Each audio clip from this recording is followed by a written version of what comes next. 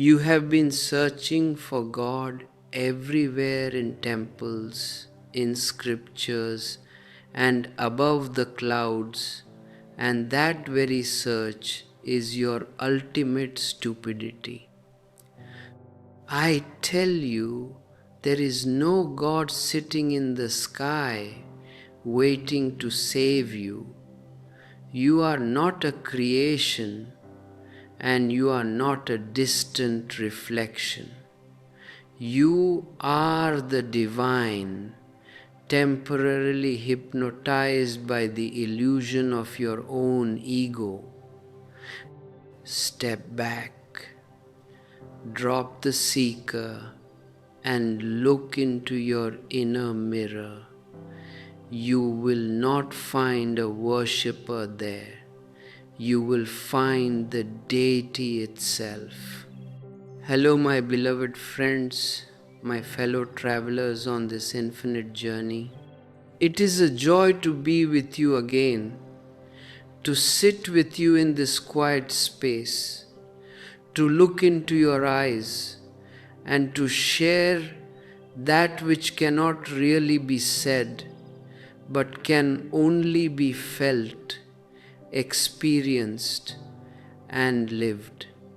Before we dive into the deepest waters of truth today, if your heart feels called to walk this path of awakening alongside us, take a moment to subscribe to this channel, like this video, and share your thoughts in the comments below. Your presence, your reflections, and your participation in this growing family of seekers help spread these seeds of awareness to every corner of the earth where a soul is thirsty for freedom. Today I want to speak to you about the greatest lie ever invented by man. A lie that has poisoned the human mind for thousands of years. A lie that has turned human beings into psychological slaves, crippling their intelligence, destroying their joy, and filling their hearts with an artificial sense of guilt and fear.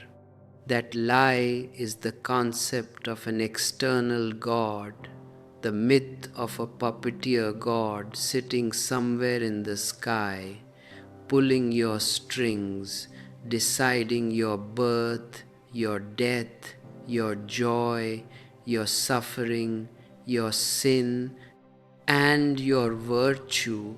Friedrich Nietzsche, one of the most misunderstood and brilliant minds of the West, made a tremendous declaration. He said, "God is dead and therefore man is free." It was a revolutionary statement, a thunderbolt in the dark night of human conditioning. But almost nobody understood what Nietzsche was trying to say. People thought he was being arrogant, they thought he was being an atheist, they thought he was destroying morality. But I tell you, Nietzsche was pointing toward a fundamental truth. Even though he only saw one side of the coin. If God exists as an external creator, if God is the one who manufactured this universe and created you out of nothing, then you are not an individual. You have no soul, you have no freedom, you have no dignity.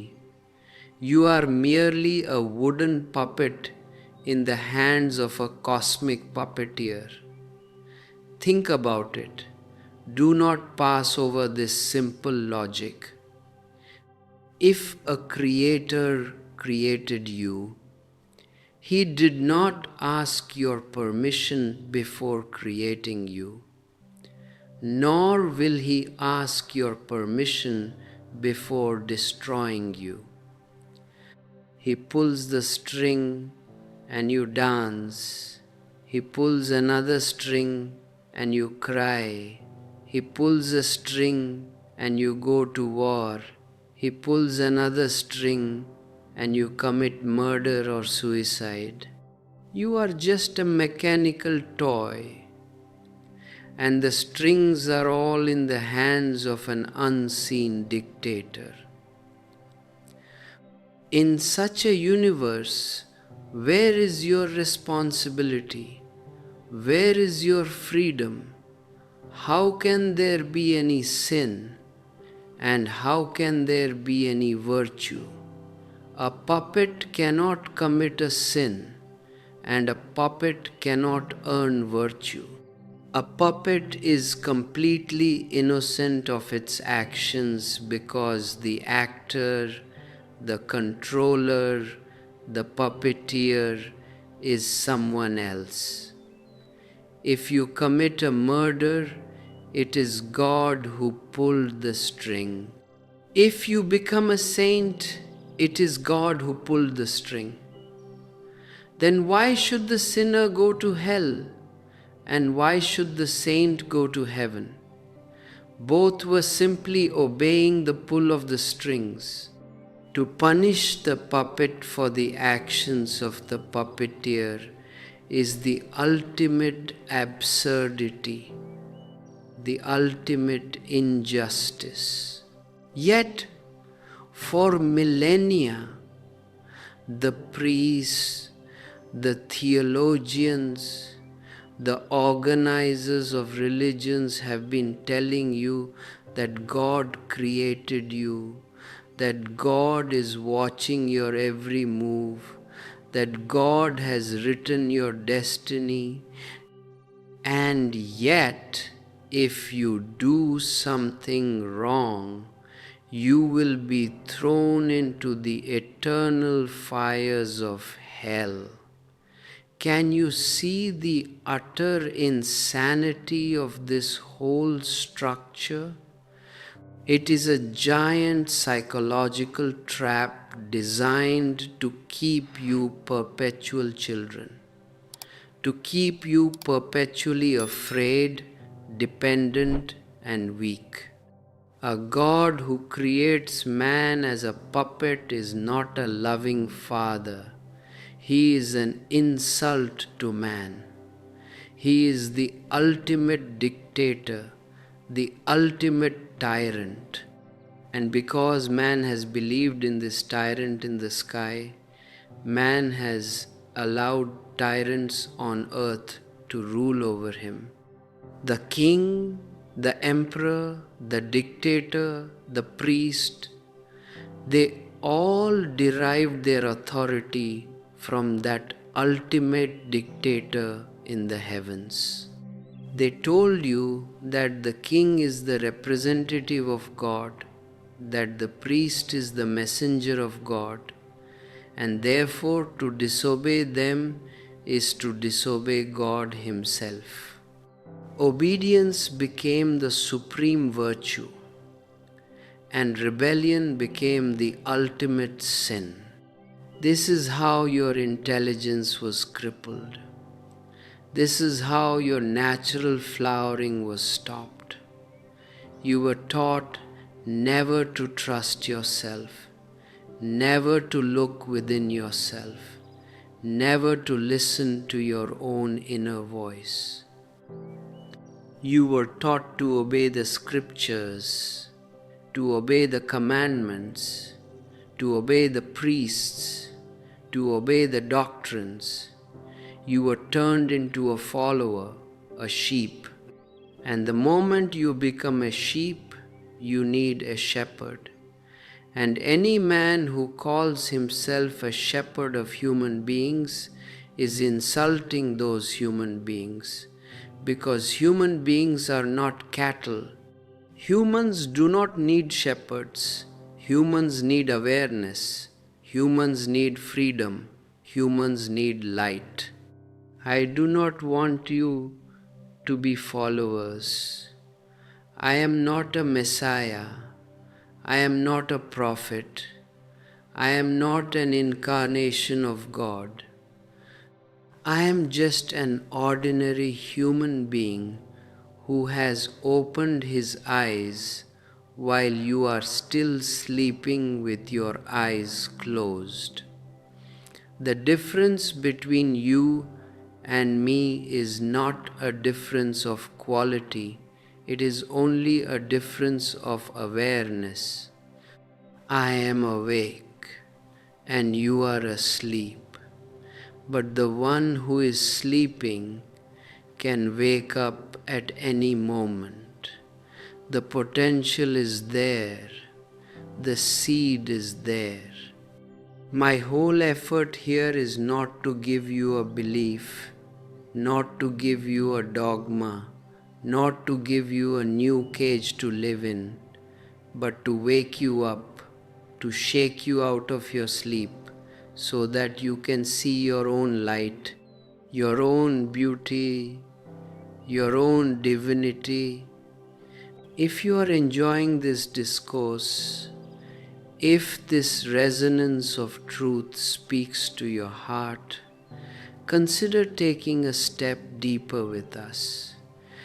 You can support this continuous stream of guidance and meditation by clicking the join button on our channel to become a member, or by sending a super thanks, or by exploring our digital ebooks available through the links. Your support allows this sanctuary of truth to remain an open haven for every authentic seeker across the globe. Look at what the priests have done with the idea of God.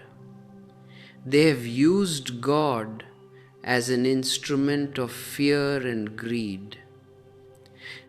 All the religions of the world, with very few exceptions, are based on this poisonous combination of fear and greed.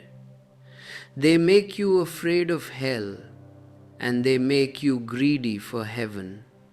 They tell you, if you follow our instructions, if you donate to our church, if you pray our prayers, if you torture your body, if you deny your natural instincts, if you live an ascetic and miserable life, then after death, in some imaginary paradise, you will be rewarded with eternal pleasures.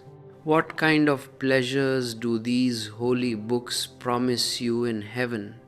The very things they forbid you on earth. In heaven there are rivers of wine. In heaven there are beautiful women who never age. In heaven there are all the luxuries you can imagine. On earth they tell you to starve, to deny your senses, to repress your sexuality, to live in poverty and suffering. But in heaven, all those repressed desires will be fulfilled 1,000-fold. Can you not see the sheer hypocrisy of it all? What they call virtue on earth is just a bargain, a business deal to buy pleasures in the afterlife. It is not virtue, it is pure greed. It is the same greed that drives the businessman in the marketplace, only projected into the sky after death. And what about fear? They tell you that if you do not obey, if you listen to your own intelligence, if you enjoy your life, if you love your body, if you live spontaneously, then you will be thrown into a furnace of fire for eternity. What kind of God is this who creates a hell for his own children? What kind of father would burn his own children in fire forever and ever without any possibility of forgiveness. Even the worst human father, no matter how wicked, would not throw his child into a fire for a single minute, no matter what crime the child has committed. And your God, whom you call compassionate, merciful, the loving Father, burns his own creations in hell for eternity. This God is not a reality. This God is a projection of human pathology. It is the projection of a sadist, a sick mind that enjoys the suffering of others. It is the projection of the priest who wants to keep you trembling in fear, because only when you are trembling in fear will you come to the church. Only when you are trembling in fear will you fall at the feet of the priest. Only when you are trembling in fear will you give your hard-earned money to the religious organizations. Your fear is their business.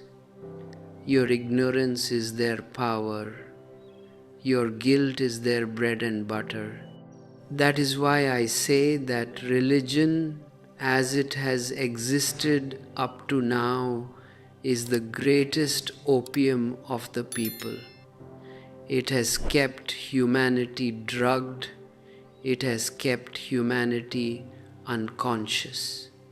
It has prevented man from becoming a true human being.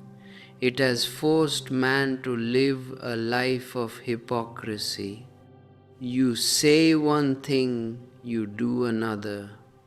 You wear one face for the public and you carry another face in private. You are divided, split, fragmented. You are a house divided against itself, constantly in conflict, constantly at war with your own nature. You fight your sex, you fight your anger, you fight your greed, you fight your joy, you fight your laughter. You feel guilty if you laugh too loudly. You feel guilty if you enjoy your food too much. You feel guilty if you love a human being too deeply. Whatever brings you natural joy makes you feel guilty, because your priests have taught you that to be natural is to be sinful. To be natural is to be an animal, they say. You must be supernatural. You must be spiritual. You must deny the body. You must deny nature. I tell you, this whole approach is anti-life, anti-existential, anti-human. I am not against nature. I am for nature. I am not against the body. I am for the body. Your body is a magnificent temple of existence. It is the most complex, the most delicate, the most miraculous creation in the entire cosmos. Millions of processes are happening inside your body every single second without your even being aware of them. Your heart goes on beating, your lungs go on breathing, your stomach goes on digesting food, your blood goes on circulating, your cells go on renewing themselves, all without any conscious effort on your part. Can you manufacture a machine as complex, as intelligent, as self-repairing, as self-sustaining as the human body. Science, with all its great technological progress, has not yet been able to create a single living cell. And your body contains trillions of cells working in complete harmony, in complete synchronicity. To condemn this body, to torture this body, to call this body dirty or sinful, is the greatest ingratitude towards existence. Your body is the visible manifestation of your invisible consciousness. Your body is the outer house, and your soul is the inner inhabitant. There is no conflict between the body and the soul, just as there is no conflict between the house and the person who lives in the house. They are not enemies, they are intimate friends. The body supports the soul gives life to the body. They are two aspects of one single reality. This is where the concept of godliness comes in. I want you to drop the word God, because the word God has become dirty, contaminated by centuries of priestly exploitation. The word God brings to your mind an image of an old man sitting on a throne, judging people, sending some to hell and some to heaven. That image is dead, and it is good that it is dead. As Friedrich Nietzsche declared, God is dead. I say unto you, God was never born in the first place. It was only a concept, a fiction. But godliness is alive. Godliness is the very fabric of existence. What do I mean by godliness? I mean that existence is not dead matter. Existence is alive. Existence is conscious. Existence is sensitive. Existence is intelligent. Existence is overflowing with beauty, with love, with joy, with celebration.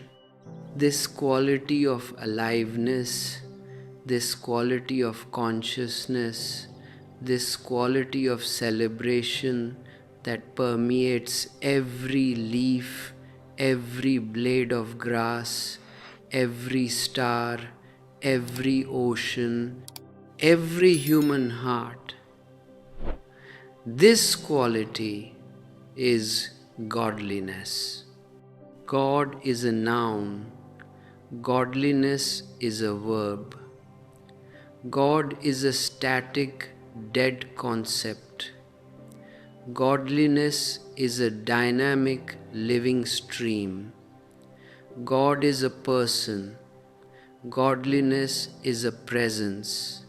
You cannot pray to a presence, but you can dissolve into a presence. You cannot worship a presence, but you can dance in harmony with a presence.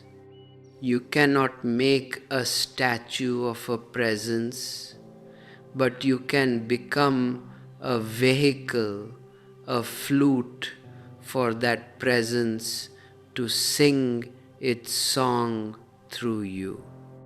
When you look at a flower, if you are really present, if your mind is not chattering, if your thoughts are not standing between you and the flower, Suddenly you feel a deep communion.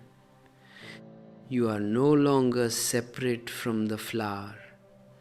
The beauty of the flower touches your heart. The fragrance of the flower fills your being, and for a moment time stops. There is no past, there is no future, only this eternal now, this quiet presence. In that moment, you have touched godliness.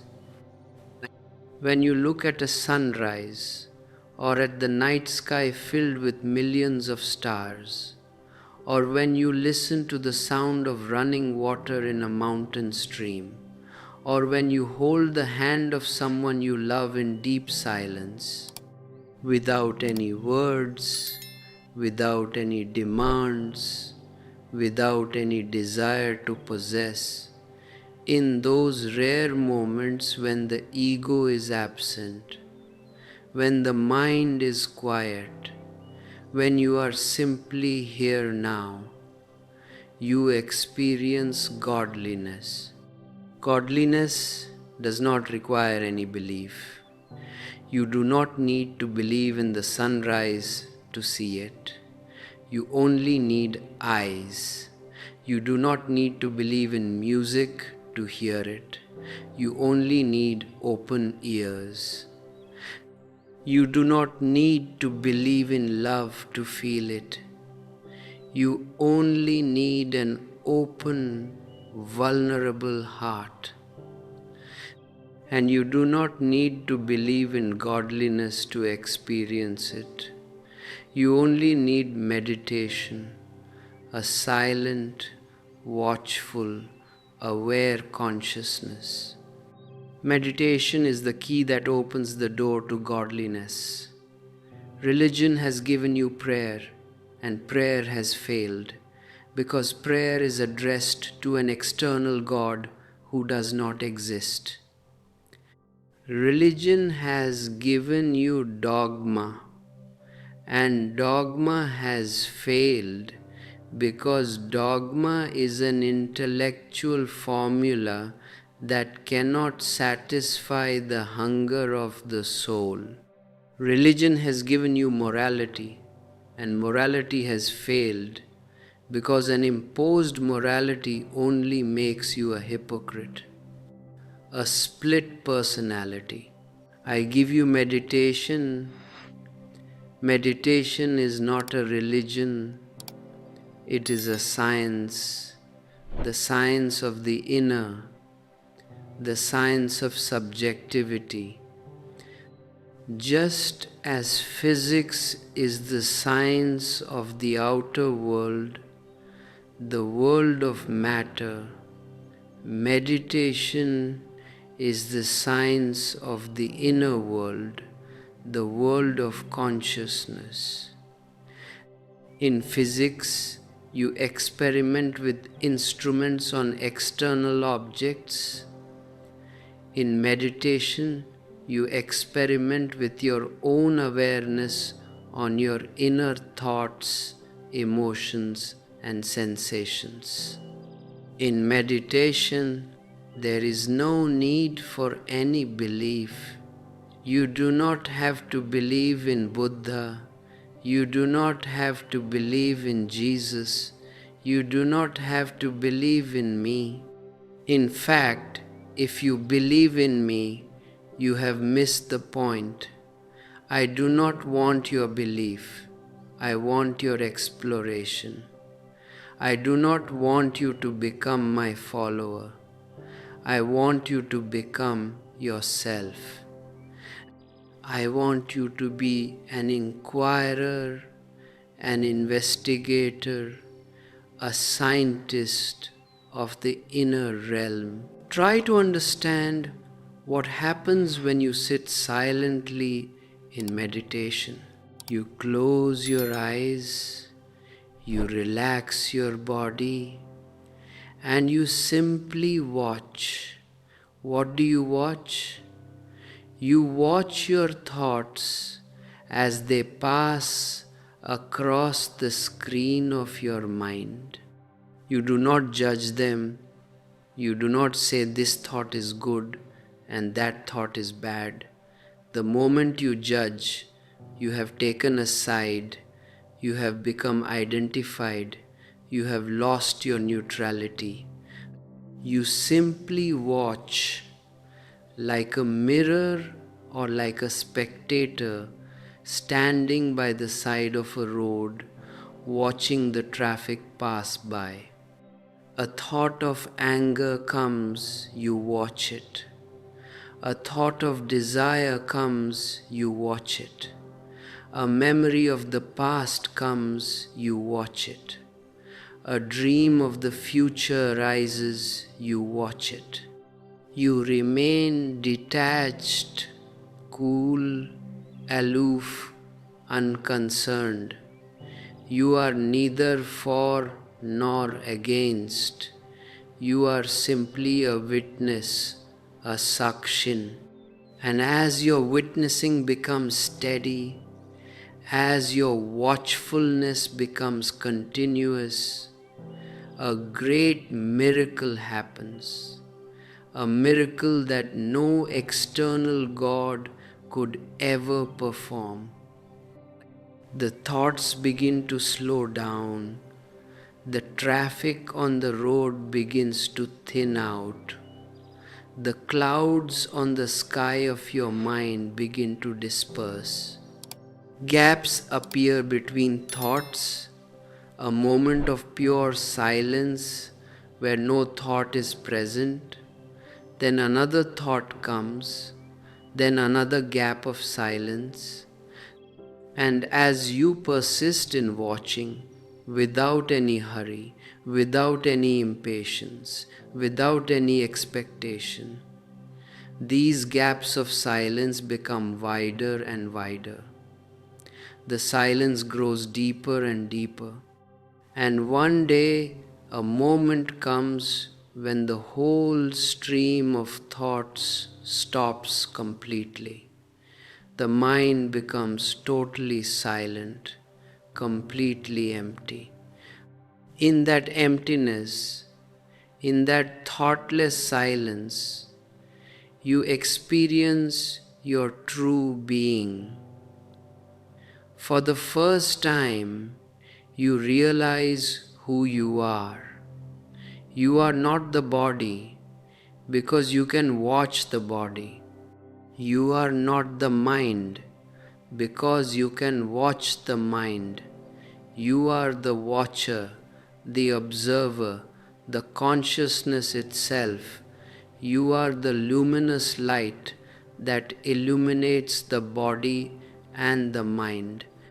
And when you experience this inner light, this inner witness, you suddenly realize that this witness is not separate from the universe. This witness is connected to the very source of existence.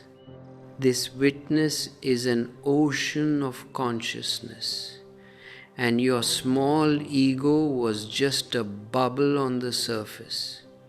The bubble has burst, and only the ocean remains. This experience of oneness with the ocean of existence, this experience of unbounded, infinite, eternal life is what I call godliness. It brings a joy that cannot be stolen by death, a peace that cannot be disturbed by any tragedy, a love that knows no conditions, no boundaries, no ends. When you have experienced this godliness within yourself, you no longer need any external judge. You do not need any scriptures to tell you what is right and what is wrong. Your own light, your own awareness becomes your guide. Whatever you do out of this awareness is naturally right, naturally good, naturally harmonious. Not because it is written in a book, not because a priest told you to do it, but because it flows spontaneously out of your own meditative presence. An aware man cannot hurt anyone, not because he is following a commandment of non-violence, but because he feels his oneness with everyone. How can you hurt another when you see yourself in the other? How can you destroy a tree when you feel the same life pulsating in the tree that pulsates in your own heart? How can you hate a person when you realize that his consciousness and your consciousness are streams of the same cosmic ocean? Love becomes your natural aroma. Compassion becomes your natural breath. Beauty becomes your natural way of seeing. You do not have to make any effort to be good. Goodness becomes as natural to you as fragrance is to a flower, as light is to the sun. This is the transformation I want for each of you. I do not want you to live in fear of an imaginary God. I want you to step out of that darkness, out of those centuries of psychological slavery, and stand under the open sky of freedom. I want you to drop the dead weight of the past, the dead weight of traditions, dogmas, and superstitions, and step into the vibrant, living reality of the present moment. Remember, you are not here to vegetate, you are not here to suffer, you are not here to be a slave, you are here to bloom, you are here to celebrate, you are here to experience the infinite riches of life within and without. You are a divine possibility, an embodiment of consciousness, a flowering of existence itself. Walk on this earth with dignity, with grace, with awareness. Do not bow down to any dictator, visible or invisible. Bow down only to your own innermost divinity, to the Buddha that resides within your own heart. And when you recognize the Buddha within yourself, you will automatically see the Buddha in everyone around you, in every living being, in every tree, in every rock, in every star. Then the whole existence becomes your temple. Then every moment becomes your prayer. Then every action becomes your worship. You live in beauty. You live in bliss. You live in godliness. As we conclude this first part of our profound journey together, let these insights settle deep within your heart. Do not just store them in your memory as intellectual concepts, but let them stir your soul. Let them invite you into your own inner silence. If this message has touched you, if it has brought a ray of light into your awareness, take a moment now to like this video. Leave your honest thoughts and reflections in the comments and share it with those you love, those who are also seeking a life of authenticity and freedom. Subscribe to stay connected as we continue to unfold these eternal truths, step by step, part by part, in our continuous journey together. Now, when you begin to see that the external God is merely a fiction, a grand projection of human fear and priestcraft, a new danger arises. The mind is so cunning, so extraordinarily clever, that the moment you close one door, it immediately opens a back door. When you drop the idea of an external God sitting in the heavens, the mind says, very well, if there is no God out there, then I must find my higher self inside. I must conquer my lower self. I must purify my nature. I must become a spiritual master, an enlightened being, a holy saint. And just like that, without you even noticing it, the same old disease of ambition, the same old sickness of becoming has returned in a new holy disguise. You have not dropped the trap, you have simply redecorated the cage. Yesterday you were seeking money, power, prestige, a bigger car, a bigger house.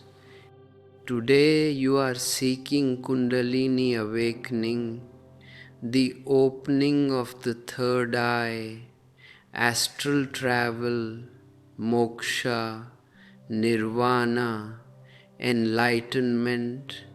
But I ask you, what is the difference between seeking $1 million and seeking nirvana? The object of your seeking has changed, but the seeker remains the same. The ambition remains the same. The greed remains the same. Yesterday you were greedy for worldly riches. Today you are greedy for otherworldly riches. Yesterday you wanted to dominate others through political power. Today you want to dominate others through spiritual power, through your holiness, through your piety, through your saintliness. This is the birth of the spiritual ego. And I tell you, the spiritual ego is far more dangerous, far more subtle, and far more difficult to dissolve than the ordinary worldly ego. The ordinary ego is gross. If a man is proud of his money, anybody can see it. Even a child can see it. If a man is proud of his political position, it is obvious, it is loud, it is vulgar. Because it is gross, it can be easily recognized. And because it can be easily recognized, there is a possibility that one day you may become ashamed of it and drop it. But the spiritual ego wears holy robes.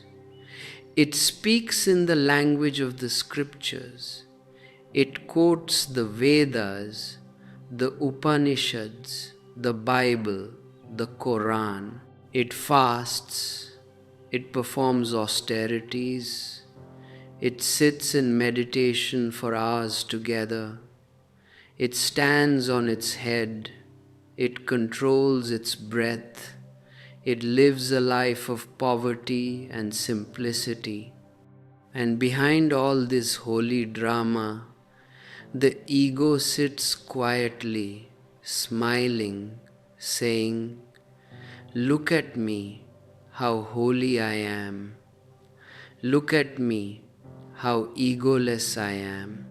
Look at me, how much more disciplined, how much more virtuous I am than the ordinary crowd of sinners." This is the cancer of the soul. In my talks, I have called the will to power the cancer of the soul. Friedrich Nietzsche wrote about the will to power, but he thought it was only a political and social phenomenon. He did not realize that the will to power reaches its most poisonous climax in the realm of religion. When a politician seeks power, he wants to rule over your body. He wants to rule over your land. He wants to rule over your taxes.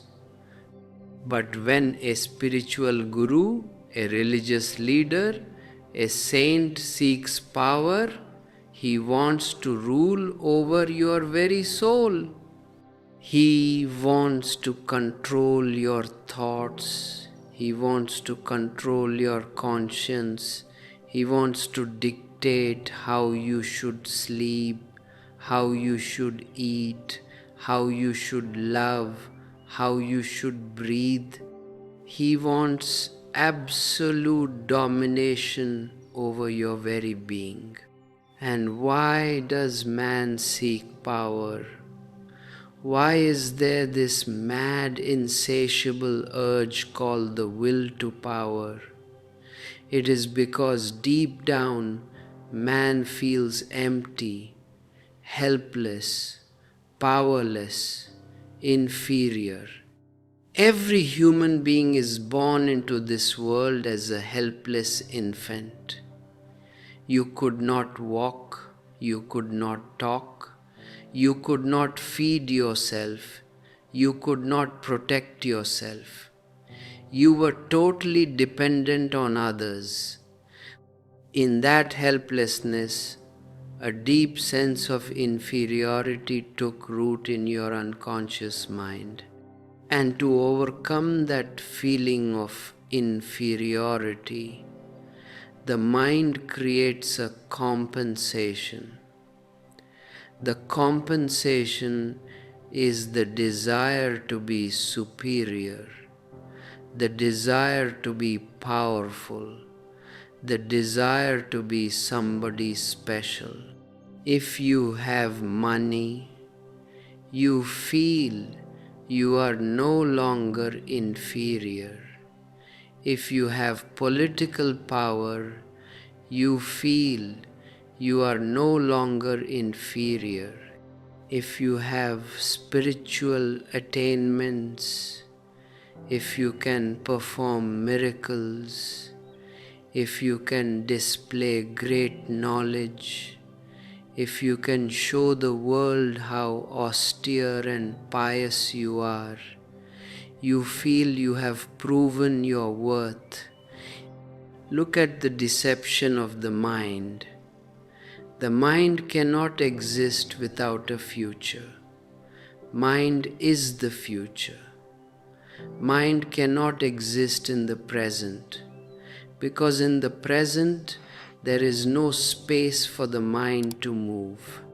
The present moment is so atomic, so minute, so utterly immediate that the mind cannot function in it. To think, you need time. To desire, you need time. To plan, you need time. So the mind always lives either in the memory of the past or in the imagination of the future. It uses the present only as a stepping stone to jump from the past into the future. But reality is always here now. Existence knows no past and no future. Existence knows only the eternal present. The sun rises now, the ocean waves crash now, the flower blossoms now, your heart beats now, your breath comes in and goes out now. Everything that is real is here now. When you start seeking a higher self, when you start seeking spiritual perfection, you have moved away from the here and now into the future. You have said to yourself, as I am right now, I am not enough. I am imperfect. I am sinful. I am ignorant. I am bound. I must transform myself. I must reach a state of perfection in the future. This very attitude is the deception of the mind. You are trying to escape from what is to what should be. And the moment you introduce the should be, you have introduced tension, you have introduced anxiety, you have introduced anguish, you have introduced self-condemnation. Now you will constantly compare what you are with what you think you ought to be. And whenever you compare, you will feel miserable. You will say, look, I am still getting angry. I am still feeling sexual desire. I am still feeling greedy. I am still feeling jealous. I am so far away from my higher self. I am so far away from enlightenment. And then you start fighting with yourself. You start suppressing your anger. You start suppressing your sex. You start suppressing your greed. You create a civil war inside your own consciousness. You split yourself into two parts, the lower self and the higher self. The lower self is the villain, the animal, the sinner, the bad guy, and the higher self is the judge, the saint, the holy one, the ideal. And then these two parts start fighting each other. One part tries to suppress the other part, and the other part rebels against the first part. You become a battlefield, a madhouse. And I ask you, who is fighting whom? Both parts belong to you. It is your own energy fighting your own energy. It is like your right hand fighting your left hand. Sometimes the right hand wins, sometimes the left hand wins. But whether the right hand wins or the left hand wins, you are defeated. You waste your life, you waste your vitality, you waste your consciousness in an artificial, foolish conflict. This is the trap of perfectionism. Perfectionism is an ego trip. The ego wants to be perfect. The ego wants to be faultless. The ego wants to stand above everyone else, pure, luminous, flawless, like a marble statue. But existence is not interested in perfectionism. Existence is interested in wholeness. understand the monumental difference between perfection and wholeness. Perfection is a choice. You choose the good and you deny the bad. You choose the light and you deny the dark. You choose the higher and you deny the lower. You create a fragment and you call that fragment perfect. But because it is a fragment, it is dead, it is artificial, it has no roots in reality. Wholeness includes everything. Wholeness includes the light and the dark, the peak and the valley, the high and the low, the body and the soul, the animal and the divine. Wholeness does not choose. Wholeness accepts. Wholeness says, whatever is in me is part of nature, is part of existence. My anger is part of me, my love is part of me, my joy is part of me, my sadness is part of me. I am not going to divide myself into good and bad. I am going to accept myself in my total organic unity. The moment you accept yourself in your wholeness, all conflict ceases. The civil war inside you stops immediately. You are no longer fighting yourself. You are no longer dividing yourself. And when all inner conflict stops, the energy that was being wasted in fighting is suddenly released. That energy becomes available to you as pure awareness, as pure light, as pure joy. This is what the ancient Upanishads mean when they recite that eternal seed mantra, Purnamada Purnamidam Purnat Purnamudakiyate. That is whole, this is whole. From wholeness comes wholeness. Take wholeness from wholeness, and wholeness still remains. You are already whole. You do not need to become whole. You do not need to create a higher self. You are already that which you are seeking. The seeker is the sought. The observer is the observed. The traveler is the destination. If you are walking on the spiritual path and feeling a deep resonance with these insights, if you feel that these words are dissolving the false burdens from your heart, I invite you to become an active part of this global sanctuary.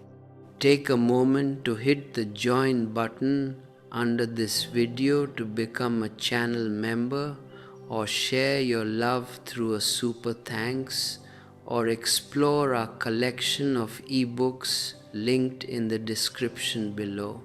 Your conscious contribution nurtures this space and helps spread this flame of truth to millions of searching souls around the world.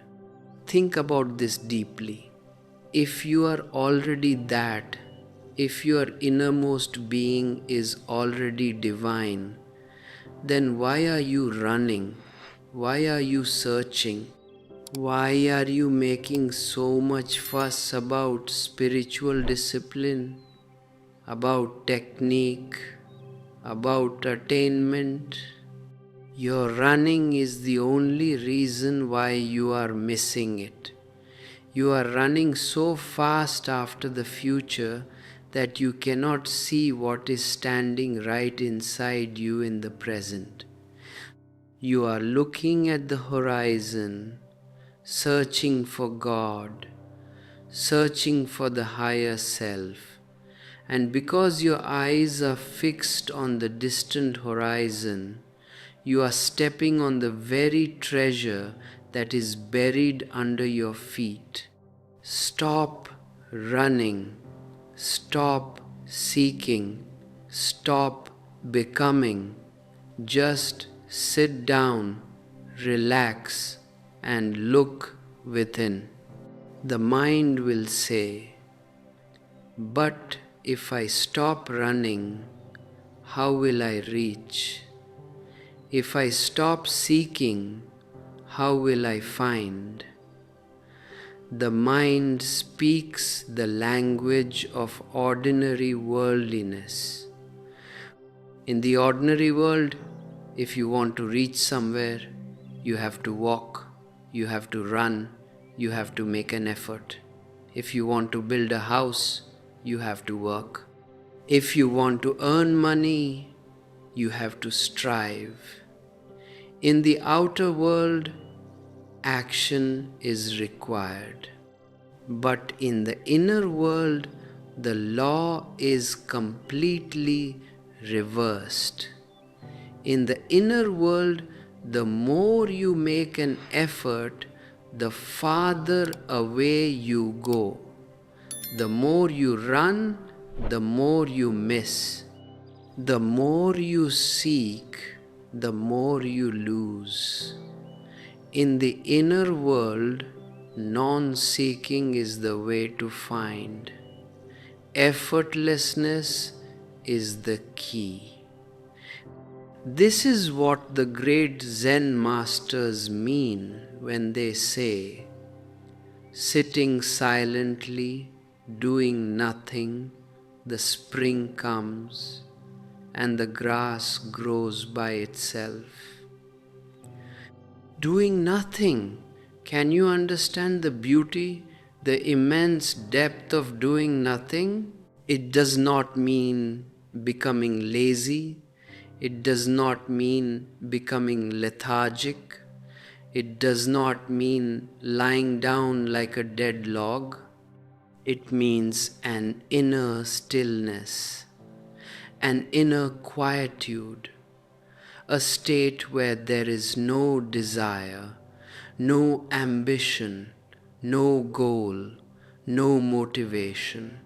You are simply sitting, completely content with the present moment, asking for nothing, wanting nothing, expecting nothing.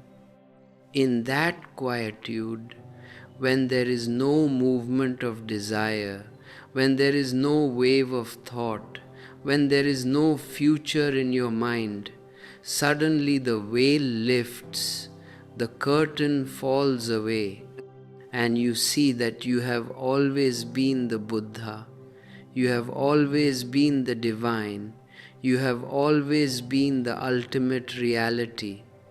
You were never lost. You only had your eyes closed, dreaming that you were lost.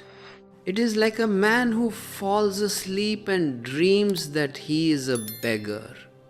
In his dream, he goes from door to door begging for a few copper coins, crying, weeping, being insulted, being chased by dogs.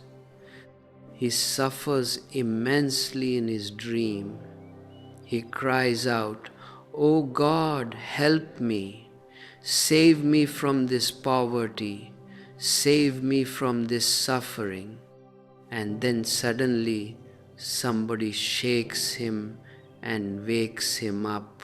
He opens his eyes and he sees that he is lying in his own luxurious bed, in his own palace, surrounded by servants wearing silk clothes. He was never a beggar. His poverty was just a dream. His suffering was just a dream. His begging was just a dream. He did not have to earn a single cent to become rich again. He only had to wake up. all your spiritual seeking, all your concepts of lower self and higher self are part of the dream. You are dreaming that you are a sinner, and then you are dreaming that you must become a saint. You are dreaming that you are ignorant, and then you are dreaming that you must become enlightened. I say unto you, wake up. Wake up from the dream of being a sinner, and wake up from the dream of becoming a saint. Both are dreams. When you wake up, you realize that you are neither a sinner nor a saint. You are pure consciousness. You are pure witnessing. You are the eternal life that has never been born and will never die. This realization cannot come through willpower. It comes through surrender.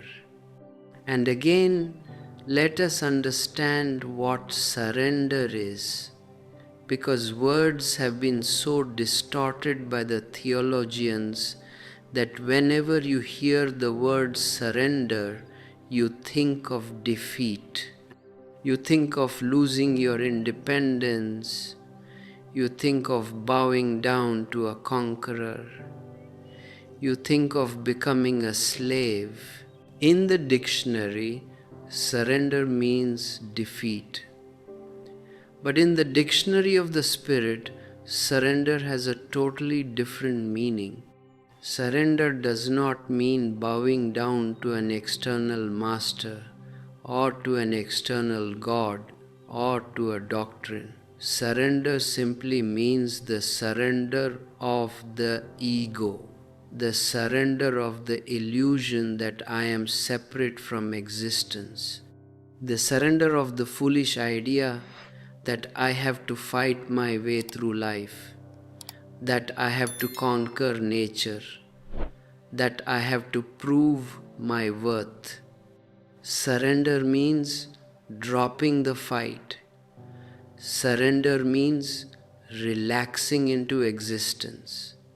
Surrender means saying to existence, I am yours. I do not want to fight you. I do not want to conquer you. I do not want to prove anything. I trust you.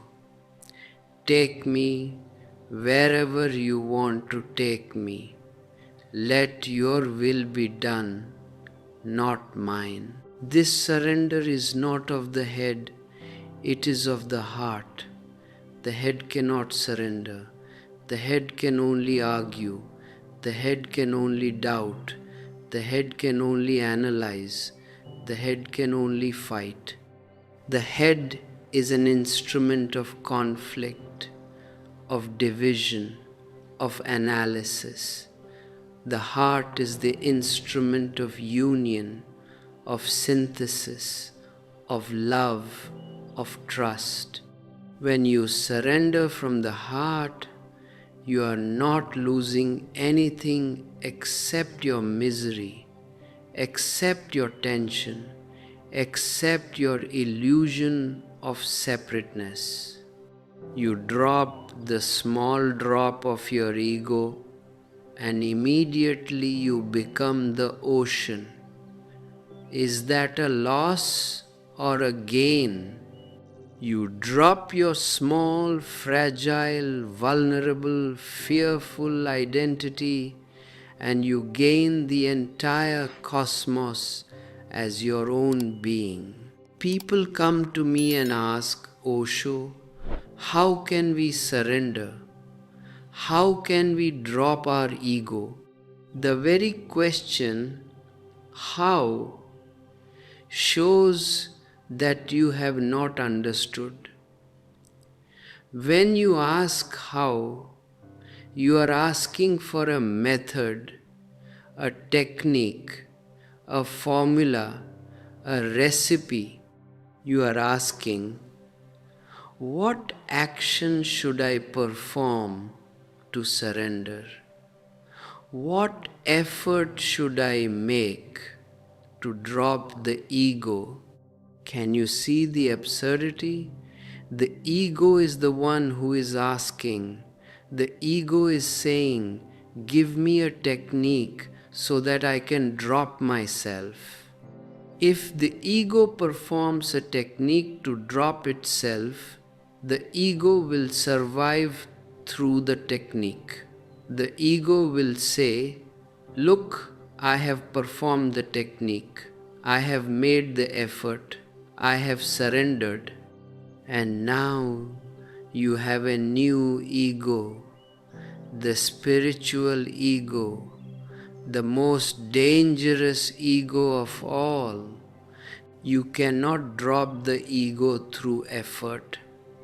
You can drop the ego only through understanding. Understand what the ego is. Look at it. Dig deep into your consciousness and try to find out where this ego is located. Is it in your body? No, the body has no ego. Is it in your breath? No, the breath has no ego. Is it in your thoughts? Thoughts come and go. They are like passing clouds in the sky. They have no solid ego. Where is this I? Where does it reside?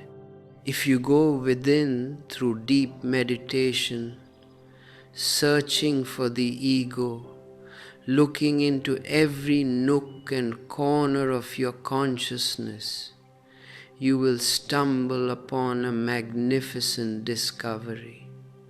The ego does not exist at all. It was only a phantom. It was only an assumption. Because you had never looked inside, you assumed that the ego was there. It was like a shadow in a dark room that looked like a ghost. You were afraid, you were trembling, you were trying to fight the ghost or run away from the ghost. But when you bring a lamp into the room, you see that there is no ghost at all. It was just a shadow cast by a coat hanging on the wall. Meditation brings the lamp of awareness into your inner house. And in that light of awareness, the ghost of the ego simply vanishes. It does not die because it was never alive. It does not disappear to somewhere else because it was never there in the first place.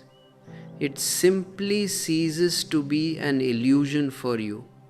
And when you see that there is no ego, where is the lower self and where is the higher self? Where is the sinner and where is the saint? Where is the bondage and where is the liberation? In that silent luminosity, all divisions evaporate. You are simply there, pure, luminous, whole, eternal, at one with everything that exists. This is the state of Tattvam Asi, that thou art. You are that which you have been searching for across centuries, across lives. You do not need to move an inch. You do not need to travel to the Himalayas. You do not need to go to a monastery. You do not need to torture your body. You do not need to memorize the scriptures. All that you need is a moment of deep, total relaxation, a moment of uncalculated presence, a moment where you drop all seeking and simply be. In that beingness, the spring comes. In that beingness, the flowers shower. In that beingness, the ultimate truth reveals itself to you not as a theory, not as a philosophy, but as your very life, your very breath, your very heartbeat. If you are listening to me, do not just listen with your intellect. Do not sit there weighing my words, comparing them with your old knowledge, asking whether I agree with Buddha or with Shankara or with Jesus. Forget Buddha, forget Shankara, forget Jesus, and forget me too. Listen to the silence that is surrounding my words. Listen to the presence that is beating in this hall. Listen with your total being, with your heart, with your soul. Let these insights penetrate your cells. Let them dissolve your artificial boundaries. Let them wake you up from the long sleep of spiritual ambition and holy deceptions. You are not a beggar seeking bread. You are an emperor who has forgotten his kingdom. Wake up. Claim your kingdom. Claim your freedom. Claim your joy. Claim your wholeness here now. As we conclude this second part of our journey together, take these words not as a doctrine to be believed, but as an invitation to be lived. If your heart has felt the truth of this message, take a moment right now to leave your reflection in the comments below. Share your thoughts, your experiences, your inner shifts. Like this video and share it with those seekers who are tired of holy games and are ready for real transformation. Now, as we deepen our exploration of this inner mystery, let us move to the ancient and profound principle of Tat Tvam Asi, that thou art. This is one of the most foundational principles of the Upanishads and the entire mystical vision of the East.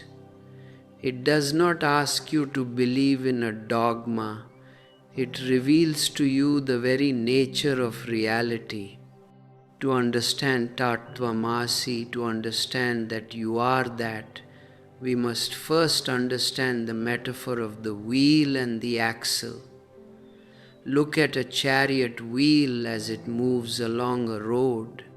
The wheel is in constant motion, turning, spinning, covering distance, interacting with the rough terrain. But how does this wheel move? What is the secret of its movement? It's at the very center of the moving wheel sits the axle. And what is the nature of the axle? The axle is completely unmoving, still, fixed, stationary. If the axle also starts moving, if the axle loses its stillness, the whole wheel will break apart and collapse. It is the unmoving axle that supports, sustains, and enables the moving wheel. The wheel represents samsara, the world of change, the world of time, the world of birth and death, the world of form, the world of mind, The axle represents your innermost center, the unmanifest reality, the eternal witness, the soul, godliness itself. You are living on two levels simultaneously. On the circumference, there is constant movement. Your body is changing every second. Cells are dying, new cells are being born. Your mind is changing every second. Thoughts come and go, emotions rise and fall, moods shift like the weather. One moment you are happy, the next moment you are sad. One moment you are peaceful, the next moment you are angry. The circumference is a constant flux. It is samsara, the spinning wheel. But at the very center of this spinning wheel of your life sits the unmoving axle, your consciousness, your witnessing presence. That witnessing presence does not change. It was the same when you were a child in your mother's womb. It was the same when you were a young person full of ambitions. It is the same now as you listen to my words. And it will be the same at the moment of your physical death. Death touches only the circumference. Death cannot touch the axle. Change happens only on the periphery. Change cannot enter the center. But because you have never looked at the axle, because your eyes are entirely focused on the revolving wheel, you have identified yourself with the wheel. You think, I am the body, I am the mind, I am getting old, I am suffering, I am dying. This identification with the circumference is what the ancient seers called Maya or illusion. It does not mean that the world does not exist. It simply means that the way you see the world is distorted, false, illusory. You are mistaking the moving wheel for your true identity, and you have completely forgotten the unmoving axle at the center.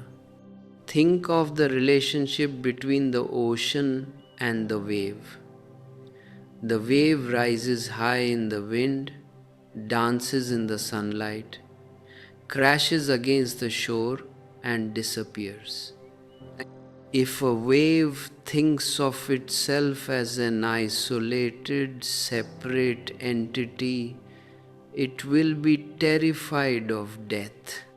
It will see other waves disappearing around it, and it will think, soon my time will come, soon I will crash against the rocks, soon I will be no more. The wave will live in constant anxiety, in constant dread. A wave's life, if lived in separateness, is a life of pure suffering. But if the wave looks deeper within itself, it realizes that under the surface it is nothing but the ocean itself. The wave is just a temporary form, a momentary dance of the ocean. The ocean was there before the wave arose.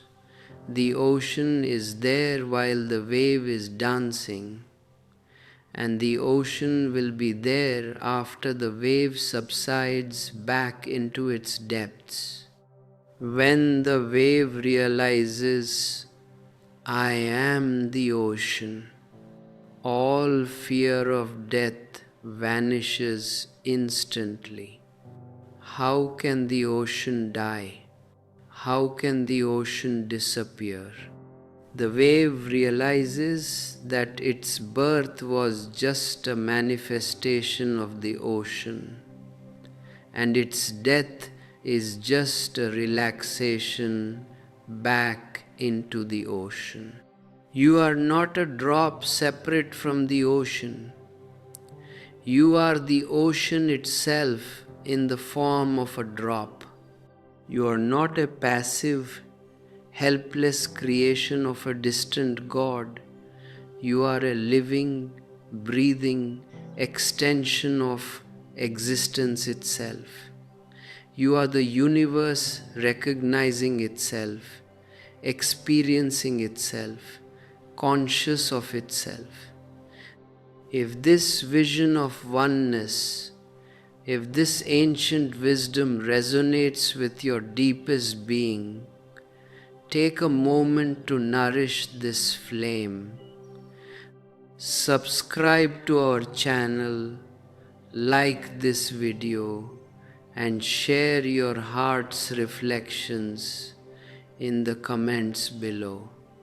If you feel called to support our work in bringing these eternal teachings of meditation and freedom to humanity, you can click the join button to become a member, send a super thanks, or explore our digital ebooks linked in the description.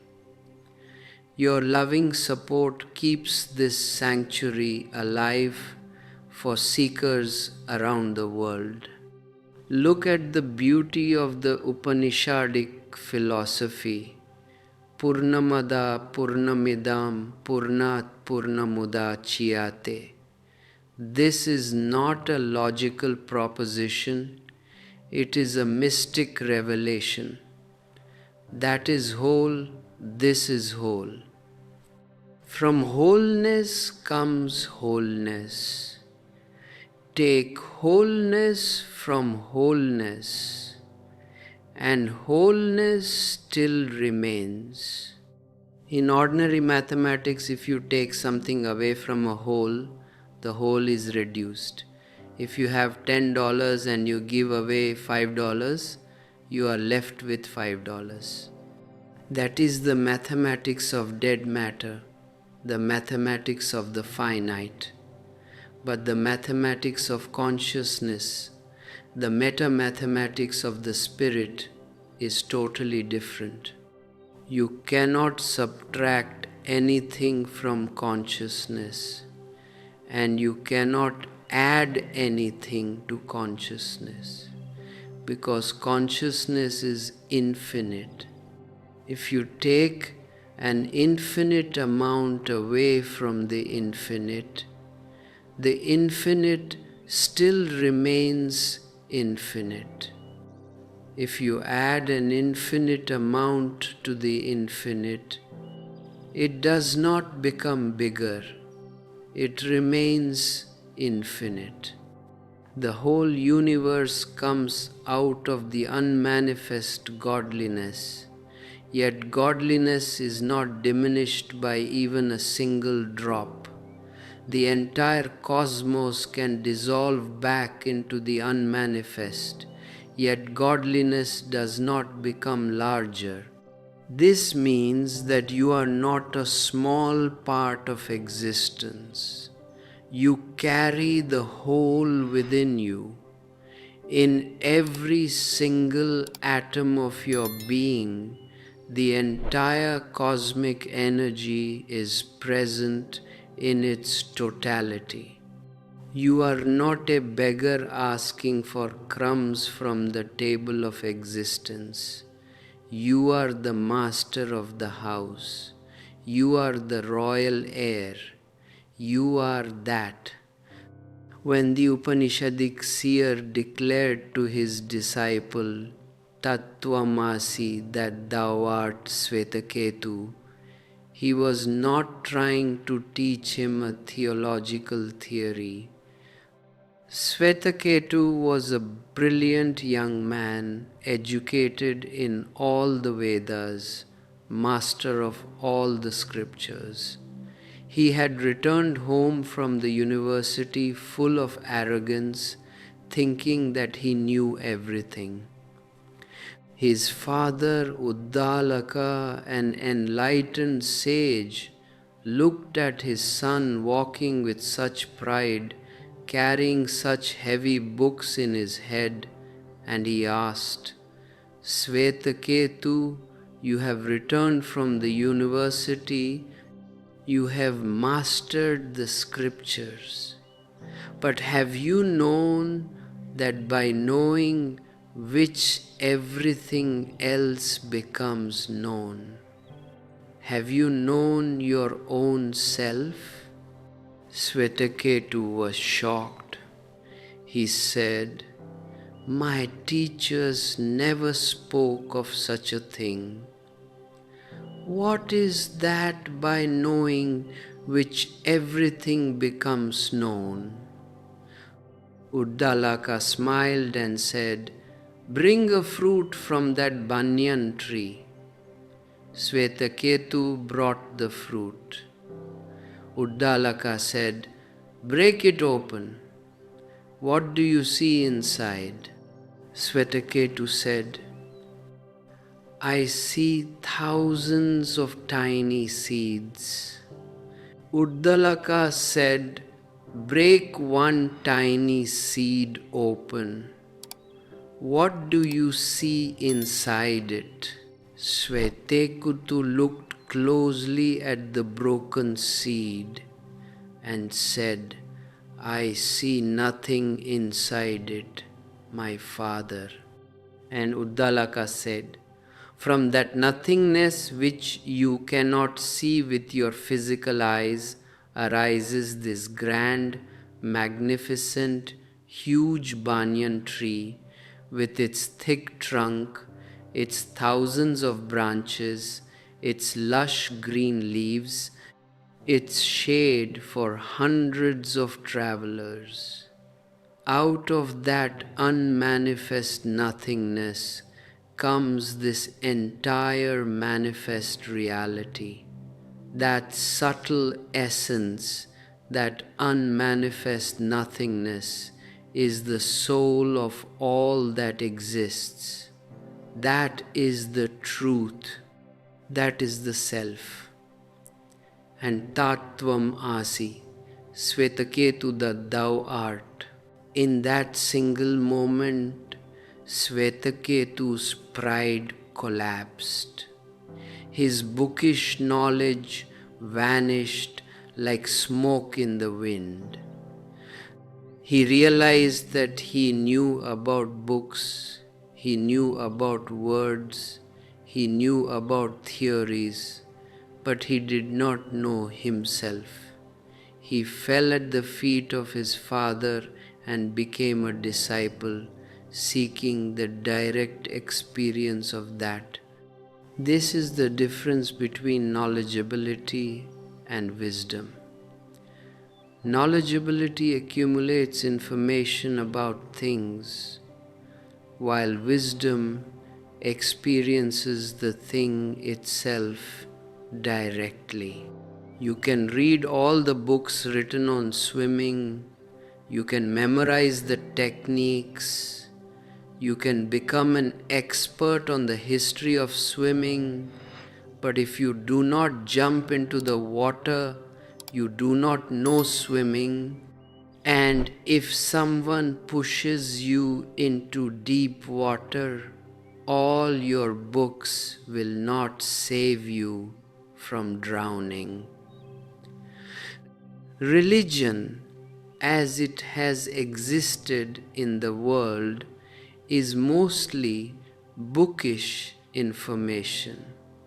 People know about God, they know about heaven, they know about hell, they know about soul, but it is all hearsay. It is borrowed from others, passed down from generation to generation like old clothes. It is dead, stale, uninspired. I do not want you to know about the truth. I want you to know the truth directly. And the only way to know the truth directly is to become silent, to step out of the chattering mind, to leave the moving wheel of thoughts behind and settle down at the unmoving axle of your witnessing consciousness. When you sit silently in meditation, doing nothing, not desiring anything, not projecting anything into the future, not judging anything in the present, a deep stillness descends upon you. In that stillness, you realize that you are not the body, you are not the mind, you are the timeless, spaceless, infinite presence that observes it all.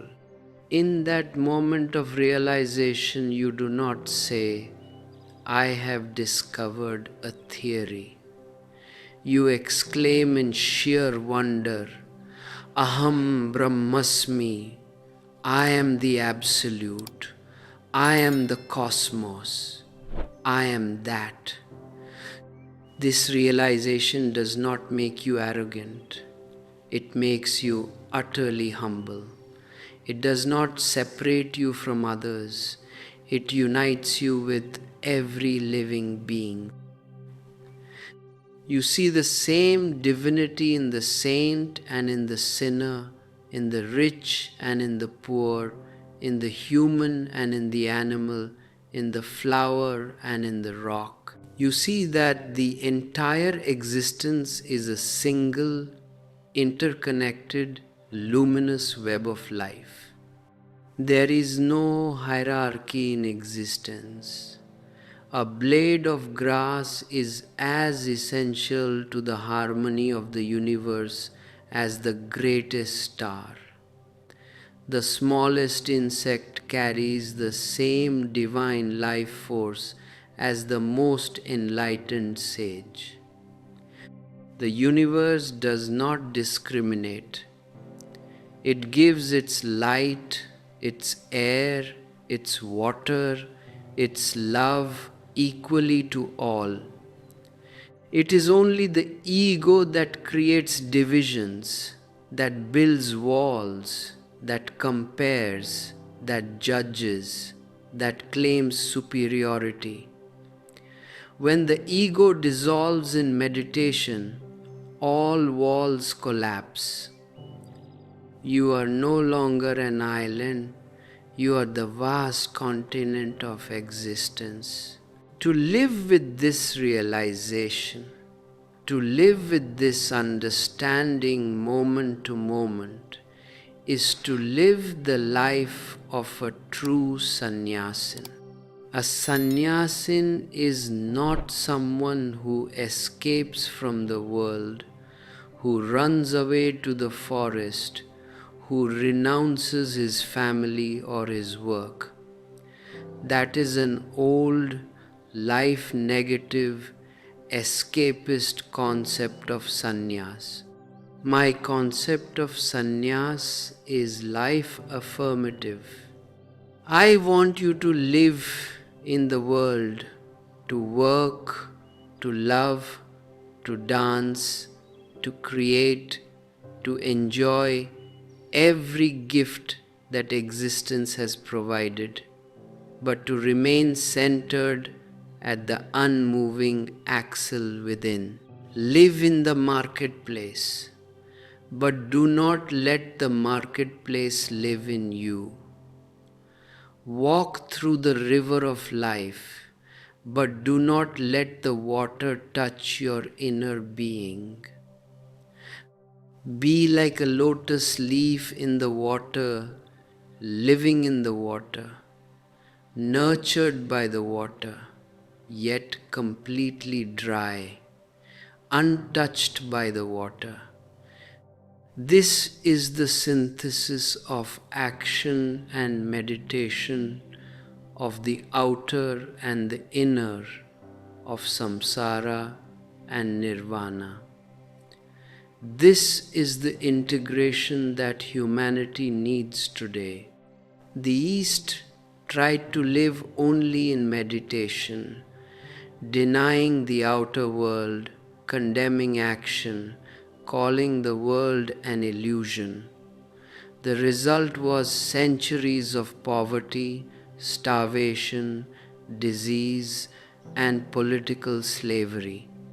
The West tried to live only in action, denying the inner world, exploring science, creating technology, accumulating material wealth.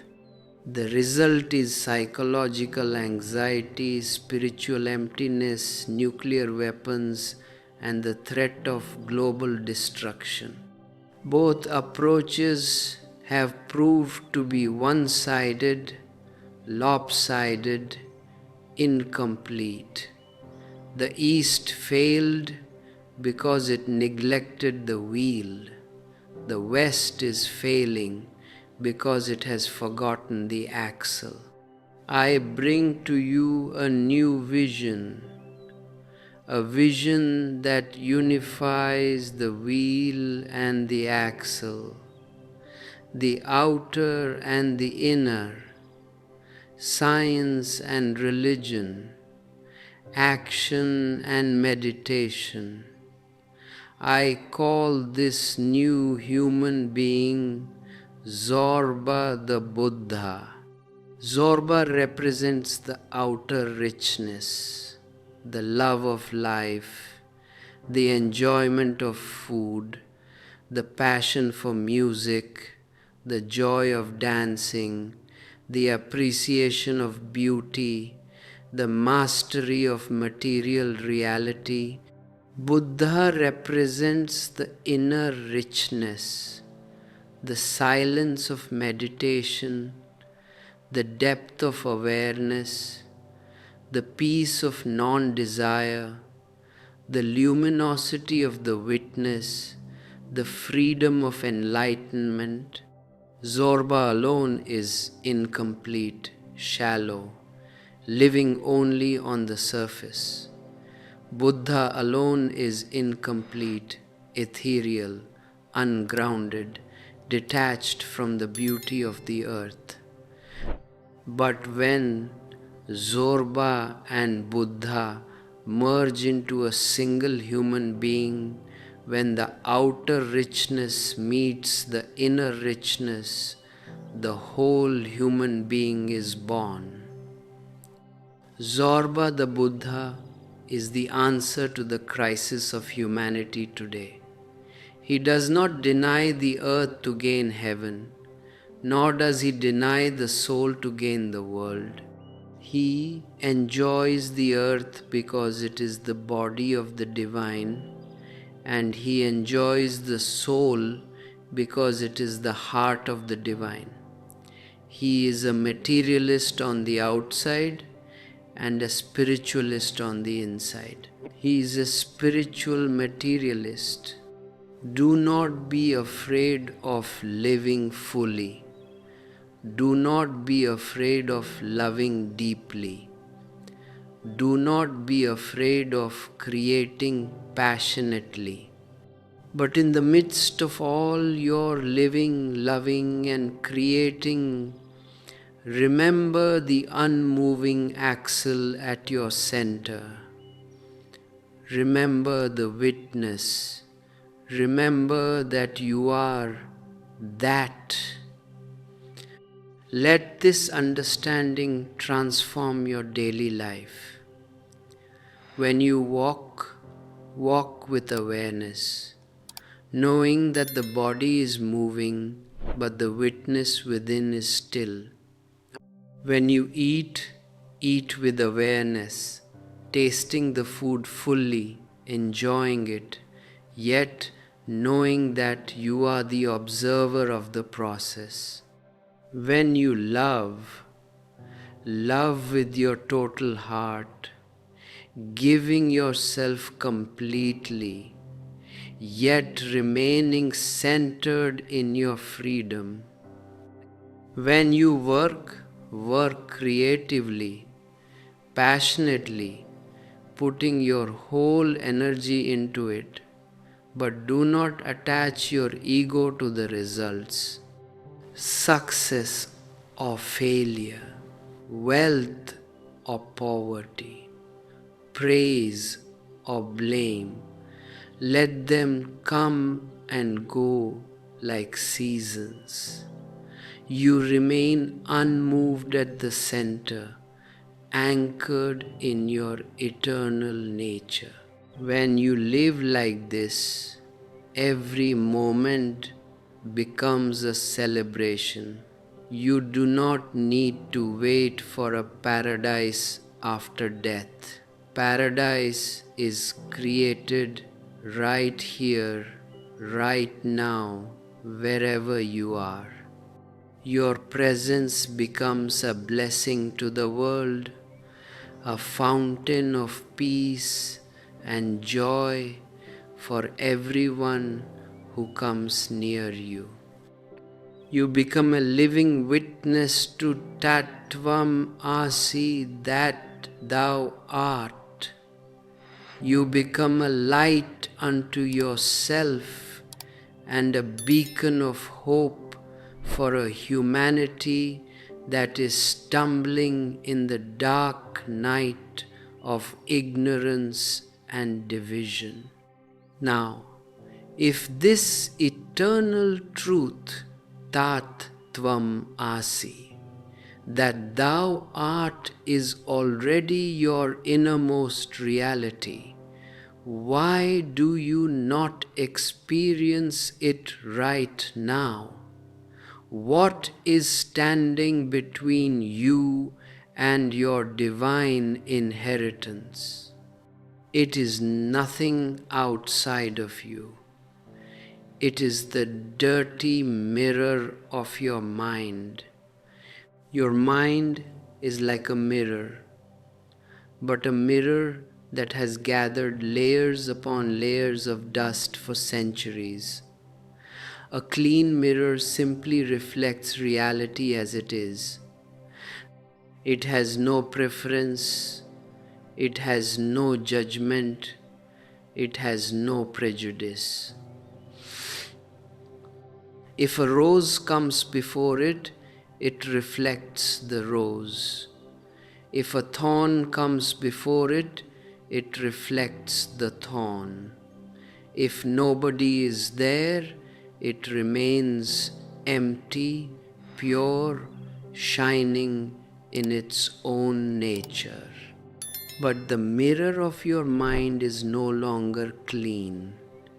It is covered with the thick dust of social conditioning, religious dogmas, moralistic judgments, fears, desires, and false identities.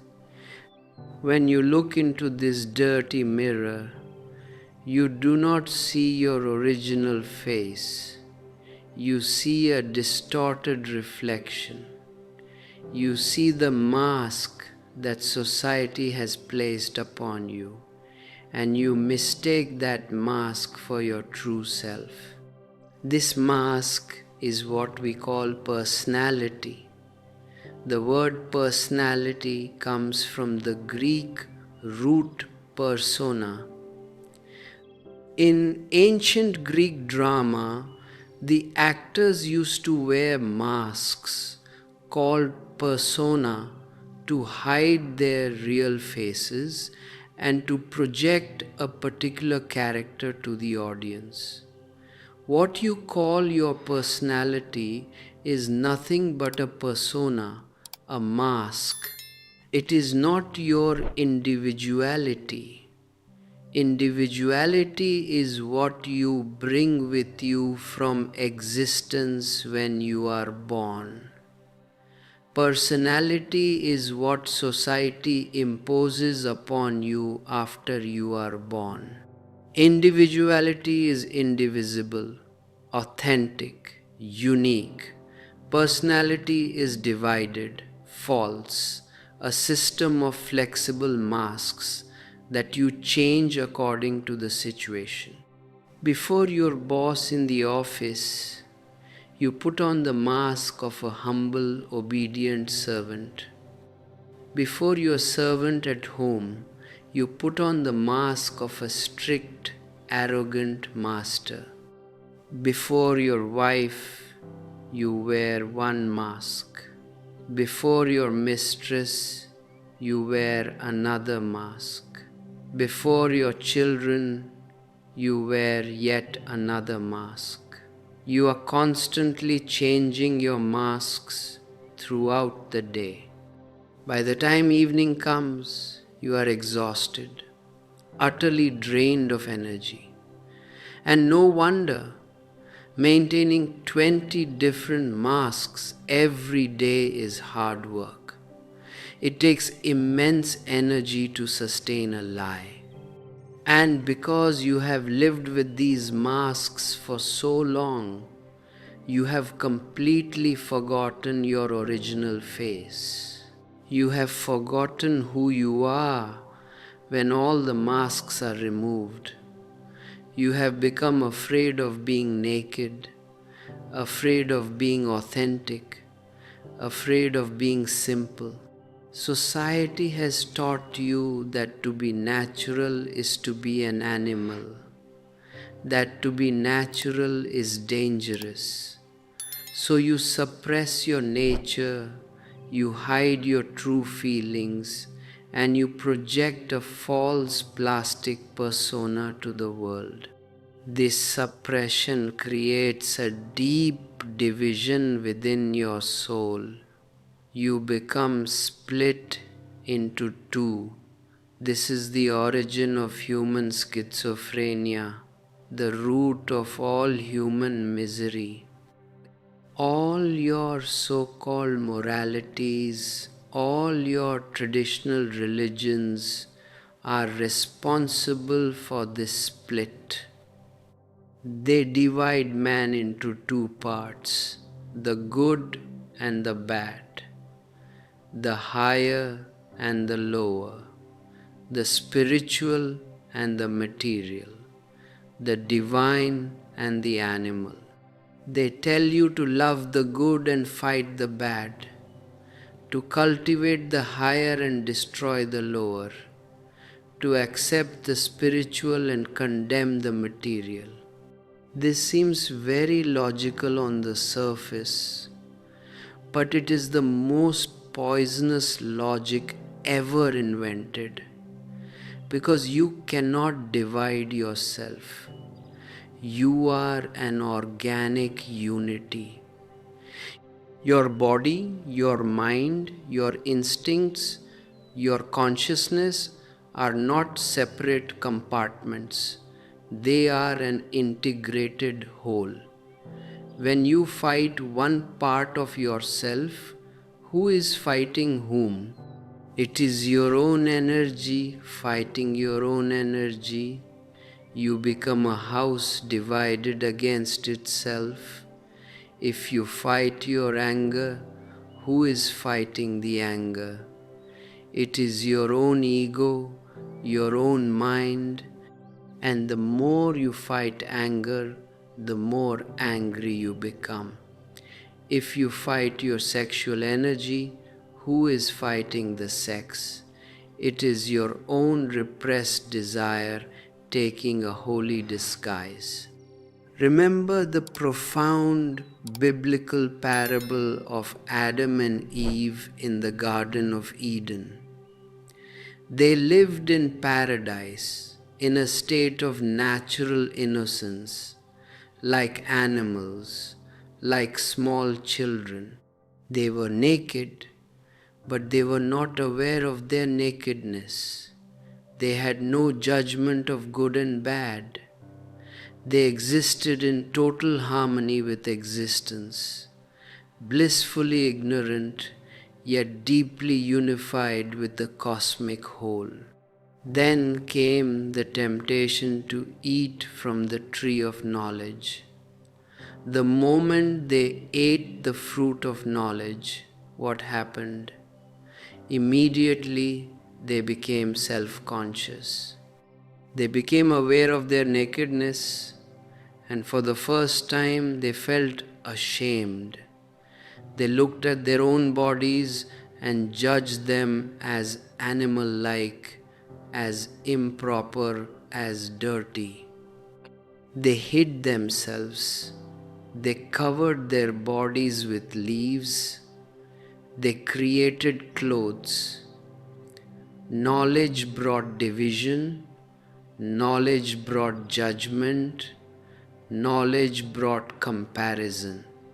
Knowledge brought the distinction between good and evil, between what is and what should be. And with that division, they were expelled from the Garden of Eden. No God drove them out with a sword. Their own split consciousness drove them out of paradise.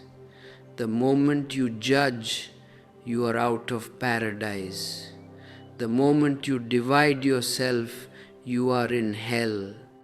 Look at the encounter between Confucius and Lao Tzu.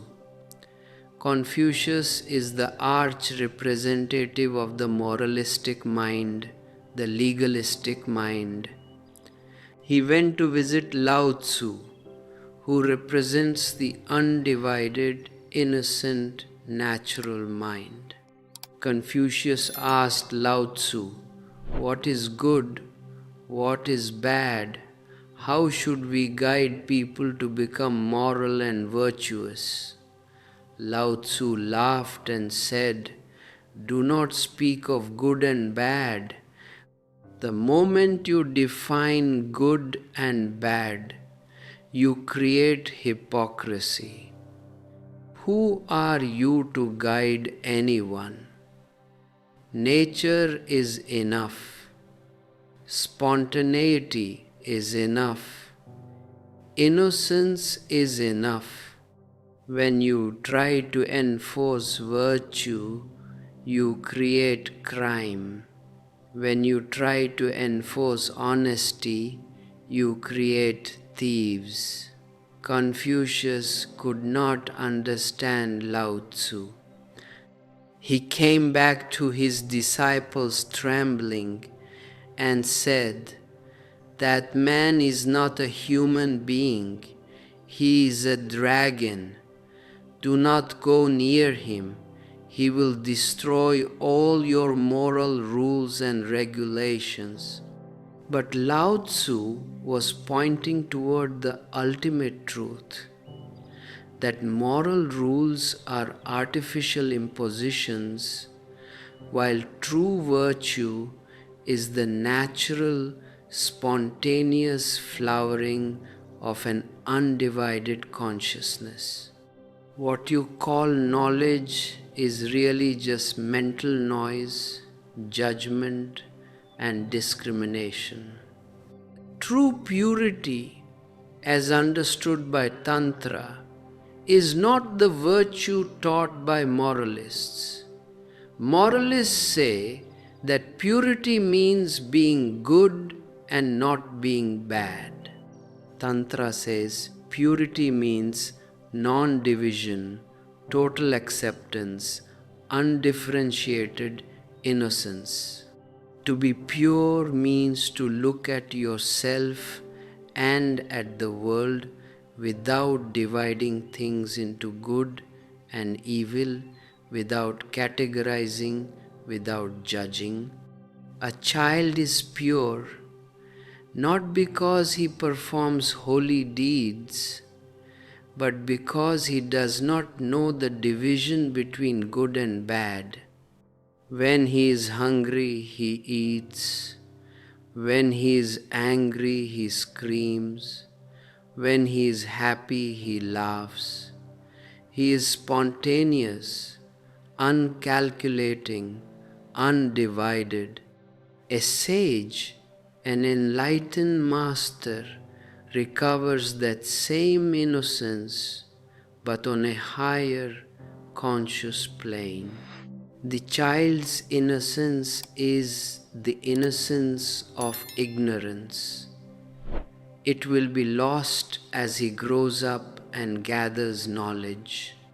The sage's innocence is the innocence of wisdom. It has passed through knowledge, seen the futility of division, and dropped all judgments.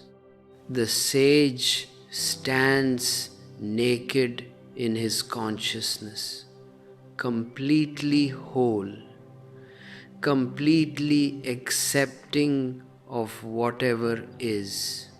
If you are feeling this inner shift, if these words are bringing you closer to your own undivided nature, let this space of communion expand. You can support our shared vision by becoming a member through the join button on YouTube, or by expressing your gratitude through super thanks, or by taking these deep insights into your personal quiet time with our digital ebooks linked in the description. Like this video, subscribe to our family of seekers, and leave your honest reflection in the comments below.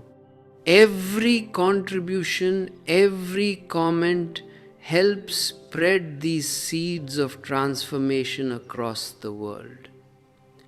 Now, let us understand how this dirty mirror of the mind can be cleaned, how the energy that is presently wasted in friction and conflict can be transformed into pure light. This is the secret science of inner alchemy.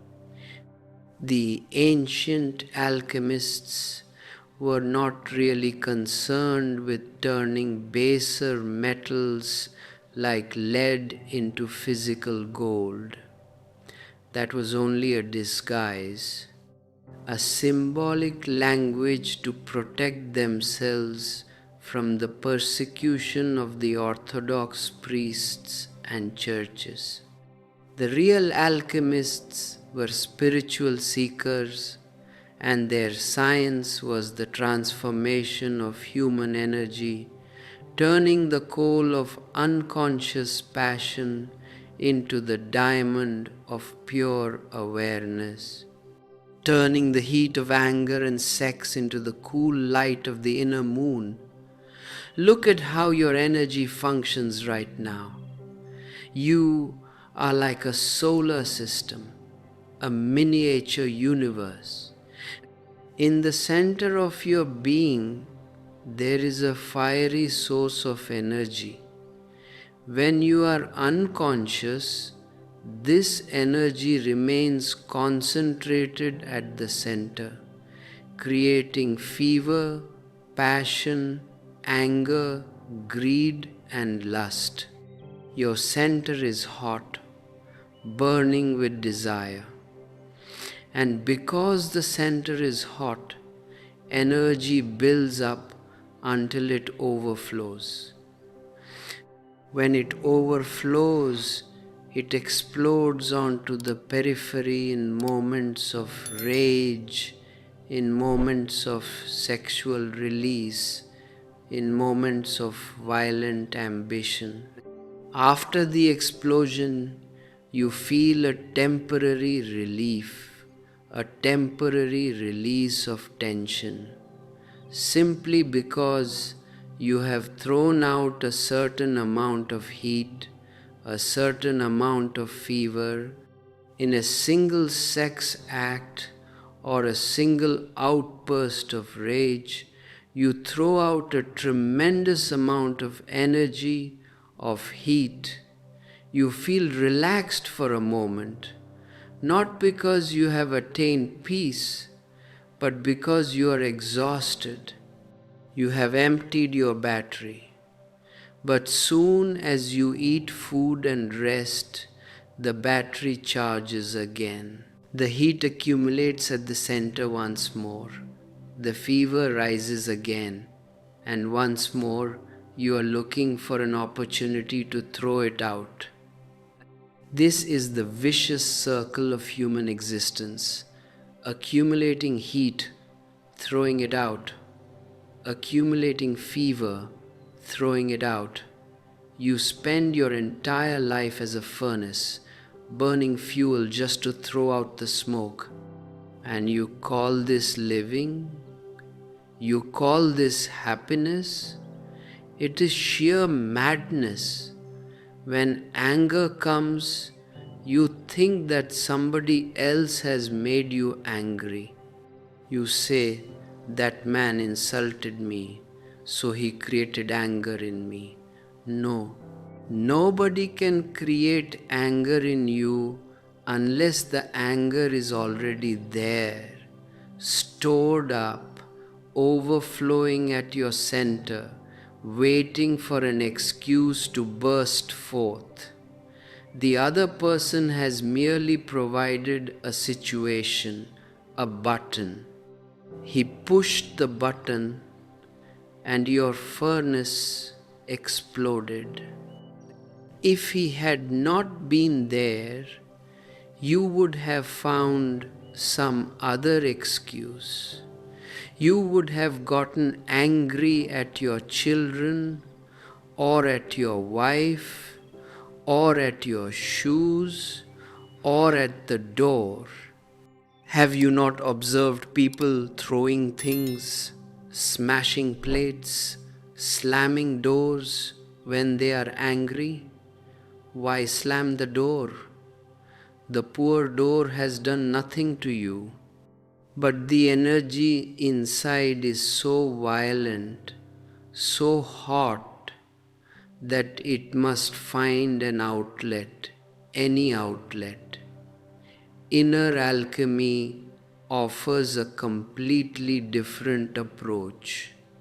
It says, do not indulge in the emotion and do not suppress it. If you indulge in anger, you throw the energy out into the world, hurting others, creating karma, wasting your life force. If you suppress anger, you force the energy back down into your center, where it is already overflowing. It will sit there, festering, poisoning your physical body, creating ulcers, high blood pressure, heart disease, and psychological neurosis. Suppression is not transformation. What is the alchemical secret? The secret is pure observation, choiceless witnessing. When anger arises, do not run outward toward the person who insulted you, and do not fight inward to crush the anger down. Close your eyes, sit quietly, and turn your attention inward toward the very source of the anger. Watch the heat arising at your center. Watch the chemical changes happening in your body. Watch your heart beating faster, your breath becoming shallow, your blood rushing. Be a scientist of your inner world. Watch the anger without any judgment, without calling it bad or good, without wanting it to go away, without wanting it to stay. Simply observe it as a neutral witness, as if you are watching a thunderstorm in the sky. When you bring the cool, calm light of observation to the hot energy of anger, a miracle happens, the ultimate alchemy. The heat of the anger begins to diffuse.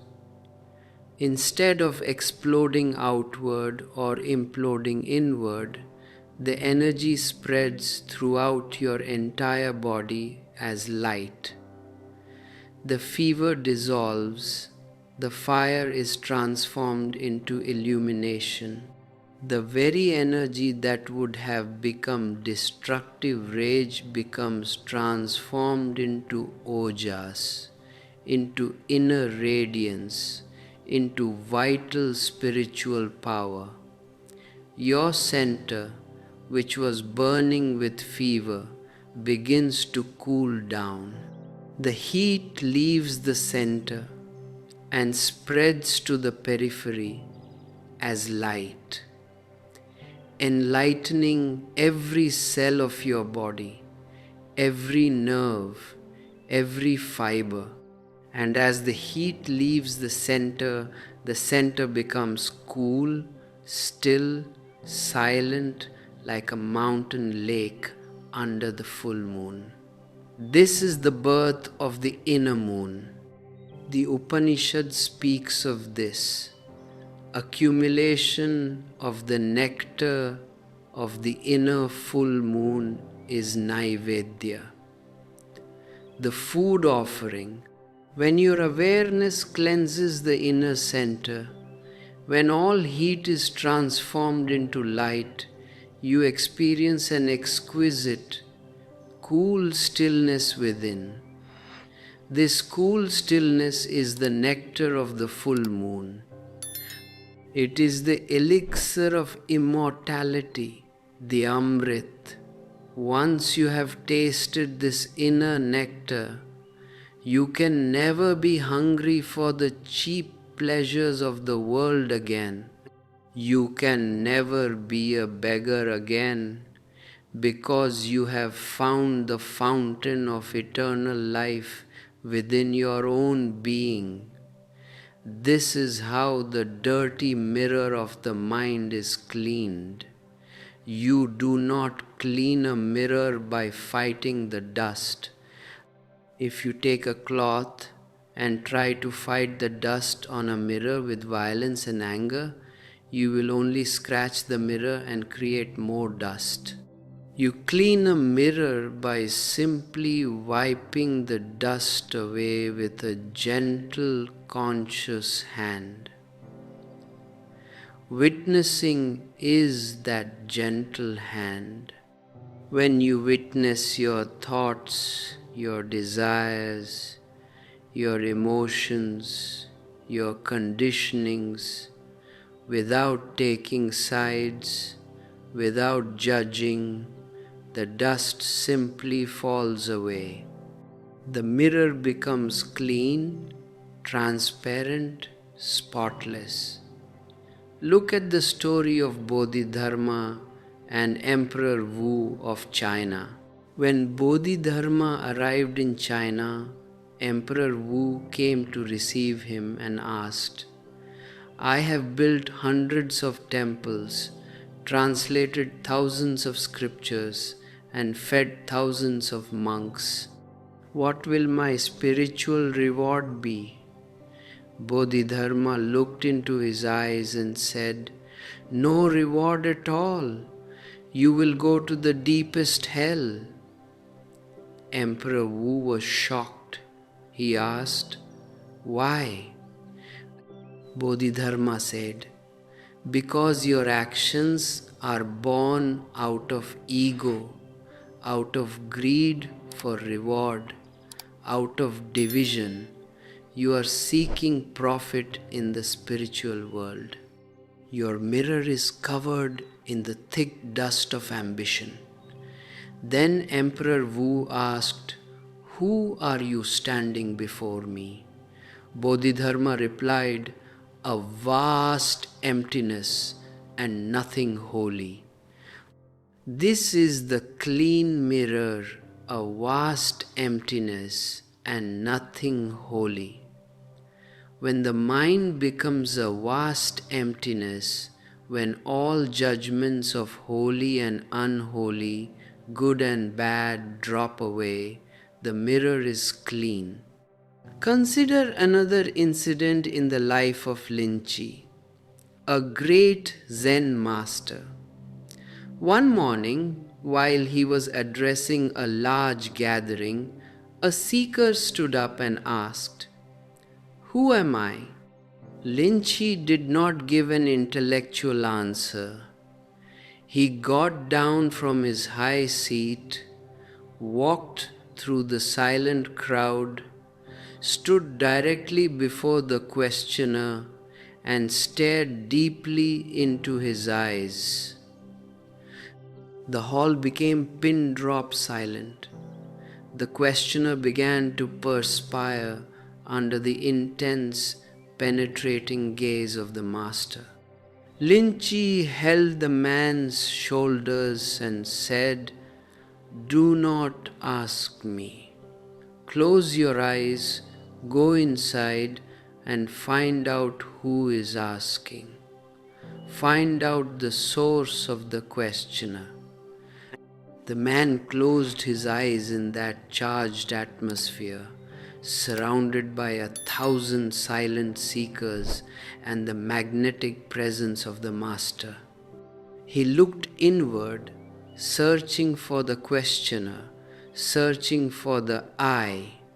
He looked, and he found no I, there only a vast, luminous, silent void. Suddenly, his ego dissolved, his dirty mirror was wiped clean in a single second. He opened his eyes, laughed aloud, touched the feet of Lynchy, and said, "You have answered my question. I searched for the questioner, and I found only godliness." And when the mirror is clean, what is reflected in it? Not your persona, not your ego, not your false identities, but the divine itself. You see that the reflection in the mirror and the observer standing before the mirror are one and the same. You see that the universe outside and the soul inside are two sides of the same single reality. You stop living a fragmented life. You stop living in divisions. You no longer say, "This part of me is holy and that part of me is unholy." You accept your total being. You accept your body. You accept your mind. You accept your heart. You accept your soul. You become a whole organic unity, a holy being. Remember, the word holy comes from the same root as whole. You cannot be holy unless you are whole. A man who is split, a man who is divided against himself, a man who condemns half of his nature can never be holy. He is sick, he is unholy, he is hypocritical. Wholeness is holiness. Accept yourself as existence has created you. Do not try to improve upon nature according to the dictates of foolish priests and moralists. Do not try to fit yourself into artificial boxes. Be natural, be simple, be undivided, be aware. Wipe the dust from the mirror of your mind through the quiet fire of witness consciousness. Let your inner heat be transformed into spiritual light. Let your inner full moon shine in all its cool, exquisite glory. And when that inner full moon shines, when your mind is no longer a dirty mirror but a clear reflection of the cosmic whole, you will find that you do not need to seek God anywhere. You do not need to pray to an external judge. Godliness is here, shining in you, through you, as you, in this very moment.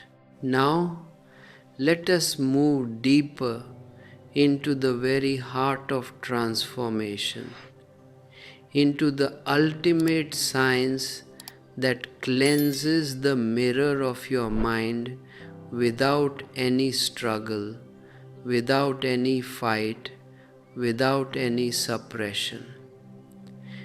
This science is the ancient science of Sakshin, the art of pure witnessing.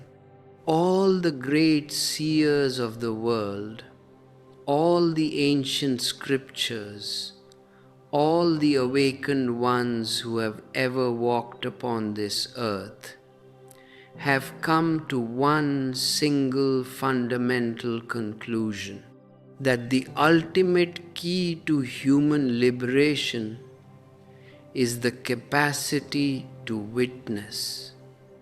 In Sanskrit, we call it Sakshin. What is Sakshin? What does it mean to be a witness? Ordinarily, you are not a witness.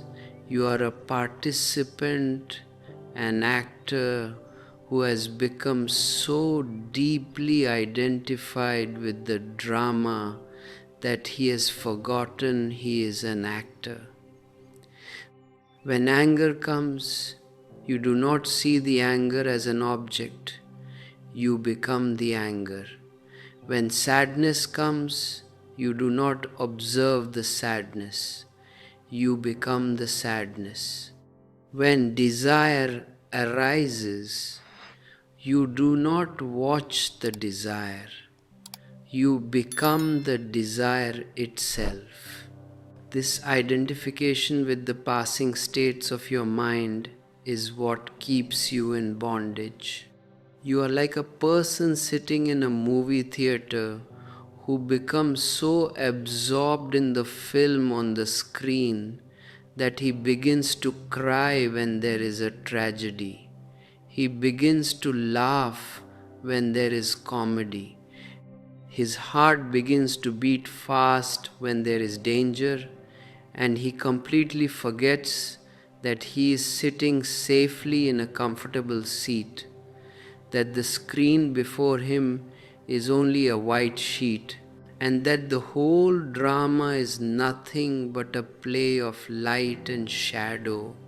Witnessing means stepping out of the movie, leaving your identification behind, and coming to sit in the seat of the observer. You look at the screen of your mind and you see thoughts passing like clouds in the sky. You see a cloud of anger pass by. You do not say, "I am angry." You say, "There is anger on the screen, and I am the watcher who beholds it." You see a cloud of sadness pass by. You do not say, "I am sad." You say, "There is sadness passing across the mind, and I am the silent observer." The moment you become a witness, a distance is created between you and your mind. That distance is the greatest revolution that can ever happen in human consciousness. In that distance, all the power of the mind over you dissolves. Anger cannot control you anymore because you are no longer the anger. Sex cannot dominate you anymore because you are no longer the sexual urge. Fear cannot paralyze you anymore because you are standing aloof on the hill, watching the storm rage in the valley below. The mind is a procession. a continuous traffic of thoughts, memories, desires, and imaginations. Witnessing means standing at the window of your house and watching the traffic on the street below. People are walking, cars are passing, horses are galloping, crowds are shouting. You are simply standing at the window, watching it all. You do not run down into the street to join the crowd. You do not try to stop the traffic. You do not say to a red car, "Why are you red?" You do not say to a green car, "You should be blue." You do not judge. You do not condemn. You do not praise. You are simply a neutral, choiceless observer. This choiceless awareness is the science of Sakshin, and this science requires no belief, no dogma, no theology. It requires only an inner alertness, a quiet presence, a willingness to see things as they are. In the ancient treatise Vigyan Bhairav Tantra, Shiva reveals 112 techniques of meditation to Devi, and all these 112 techniques in different ways, from different angles, are designed to do only one thing: to establish you in the science of Sakshin, to bring you to the center of pure witnessing. Let us explore some of these exquisite, profound techniques, because among these techniques you are bound to find the one that fits your unique nature, the one that clicks with your soul. The first technique is concerned with the center between the two eyebrows, what in the East is known as Shiva Netra, the third eye. Modern physiology has come to discover that between your two eyebrows, deep within the brain, lies a small, mysterious gland called the pineal gland. Science is still trying to understand its full function, but the ancient tantric seers knew its secret thousands of years ago. They called it the third eye, the eye of pure awareness. Normally, your two physical eyes look outward. They are designed to observe the objective world, the world of matter, the world of forms. But the third eye is designed to look inward. It is the door to your subjective reality, to the formless, to the witness within.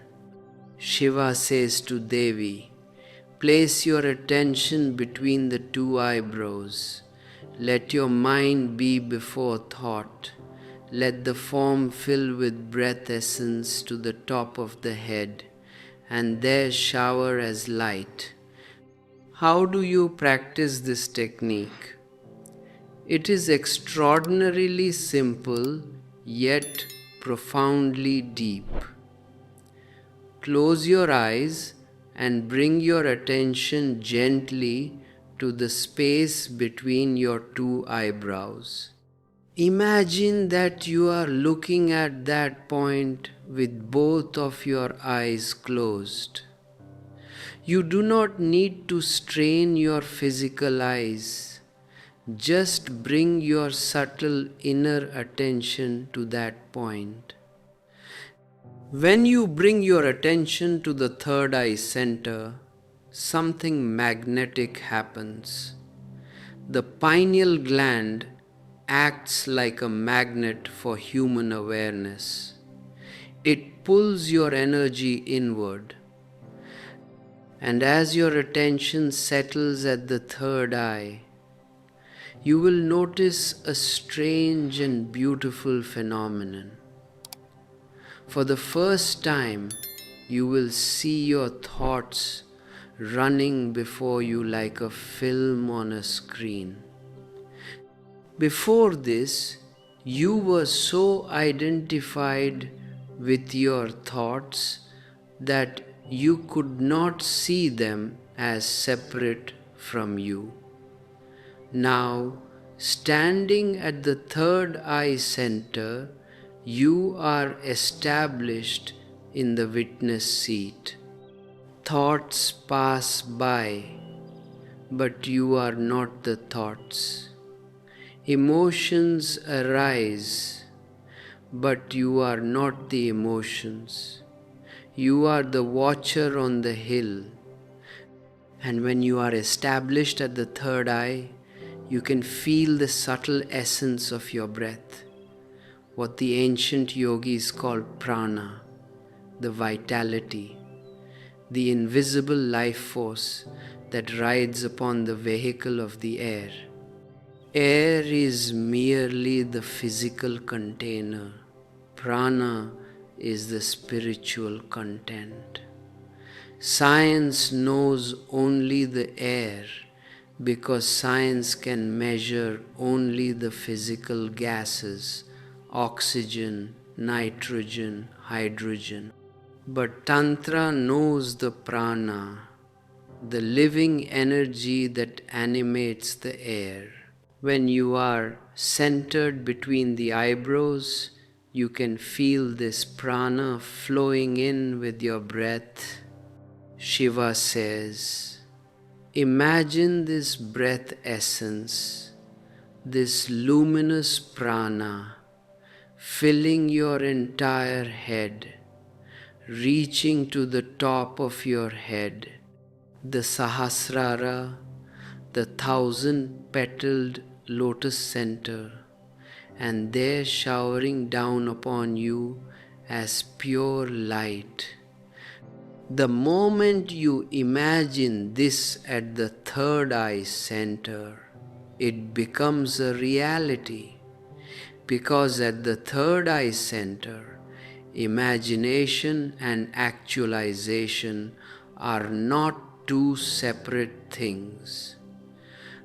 On the level of the ordinary mind, your imagination is weak, impotent. You go on imagining things and nothing happens. But at the center of the third eye, your consciousness is so concentrated, so pure, that your intention becomes an immediate reality. Imagine this shower of light descending from the top of your head, washing over your brain, washing over your heart, washing over your whole body. Under this shower of divine light, your old conditioning, your old guilt, your old anxieties are completely washed away. You are reborn in that very moment, clean, fresh, innocent, luminous. If this ancient science of inner transformation speaks to your soul, if you feel the immense beauty of these eternal techniques, take a moment to nourish this living stream of awareness. Like this video, subscribe to our channel, and share your heart's reflections in the comments below. If you feel called to support our commune and help us spread these seeds of meditation across the world, click the join button to become a member, send a super thanks, or explore our digital ebooks linked in the description below. Your participation and support help keep this sanctuary open for every searching heart. Now let us move to the second technique of witnessing, which is concerned with the rhythm of your breath. Breathing is the most foundational process of your physical existence. You are born with a breath and you will die with a breath. Between your birth and your death, everything changes. Your body changes, your mind changes, your relationships change, your wealth changes, your status changes. The only constant companion from birth to death is your breath. Breath is the bridge between you and your body. It is the bridge between you and the universe. It is the bridge between the finite and the infinite, between time and eternity.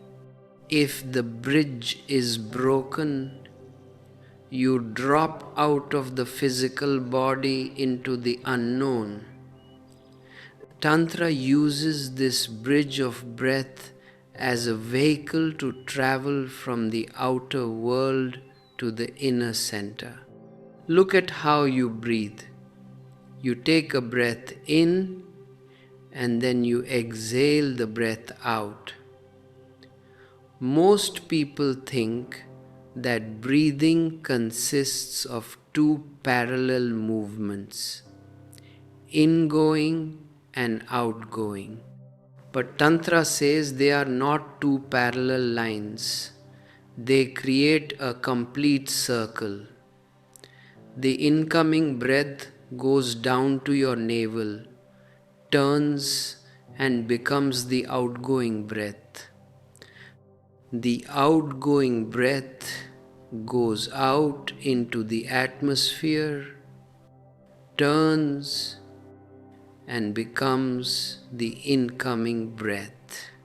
Shiva says, as breath turns from down to up, and again as breath curves from up to down through both these turns, realize, pay close attention to these two turning points in your breathing process. When the breath goes in, it reaches deep down to your navel center, your hara. At the very bottom, before the breath turns to go out, there is a minute pause, a tiny gap where the breath is no longer moving in and has not yet started moving out. Similarly, when the breath goes out, it reaches its farthest point outside. Before it turns to come back in, there is another minute pause, another tiny gap, where the breath is neither going out nor coming in. In these two gaps, in these two turning points, the breath is completely still. And when the breath is completely still, you are in what I call the neutral gear of existence. Think of a motor car. When you change from the first gear to the second gear, or from the second to the third, the car must pass through the neutral gear. In that neutral gear, the engine is running, the power is there, but the engine is not connected to the wheels. The car cannot move forward or backward in neutral gear. It is completely disengaged from the mechanism. These two gaps in your breathing are the neutral gear of your biological and psychological mechanism. When the breath reaches the bottom and stops for a fraction of a second before turning, your consciousness is disengaged from your body and disengaged from your mind. In that fraction of a second, you are neither the physical body nor the mental thoughts. You are pure being. If you can become aware of this gap, if you can catch the breath at the exact moment of its turning, Shiva says, you realize your true self. In that universal pause, your small ego vanishes like a dream upon waking. Why is it so difficult for people to catch this gap? Because your mind is so fast, so restless, so filled with noise that it skips over the gap without noticing it. You are in such a hurry to think about the next thought, to plan for the next moment, that you miss the quiet interval between the two breaths. To catch the gap, you need a very subtle, delicate, relaxed observation.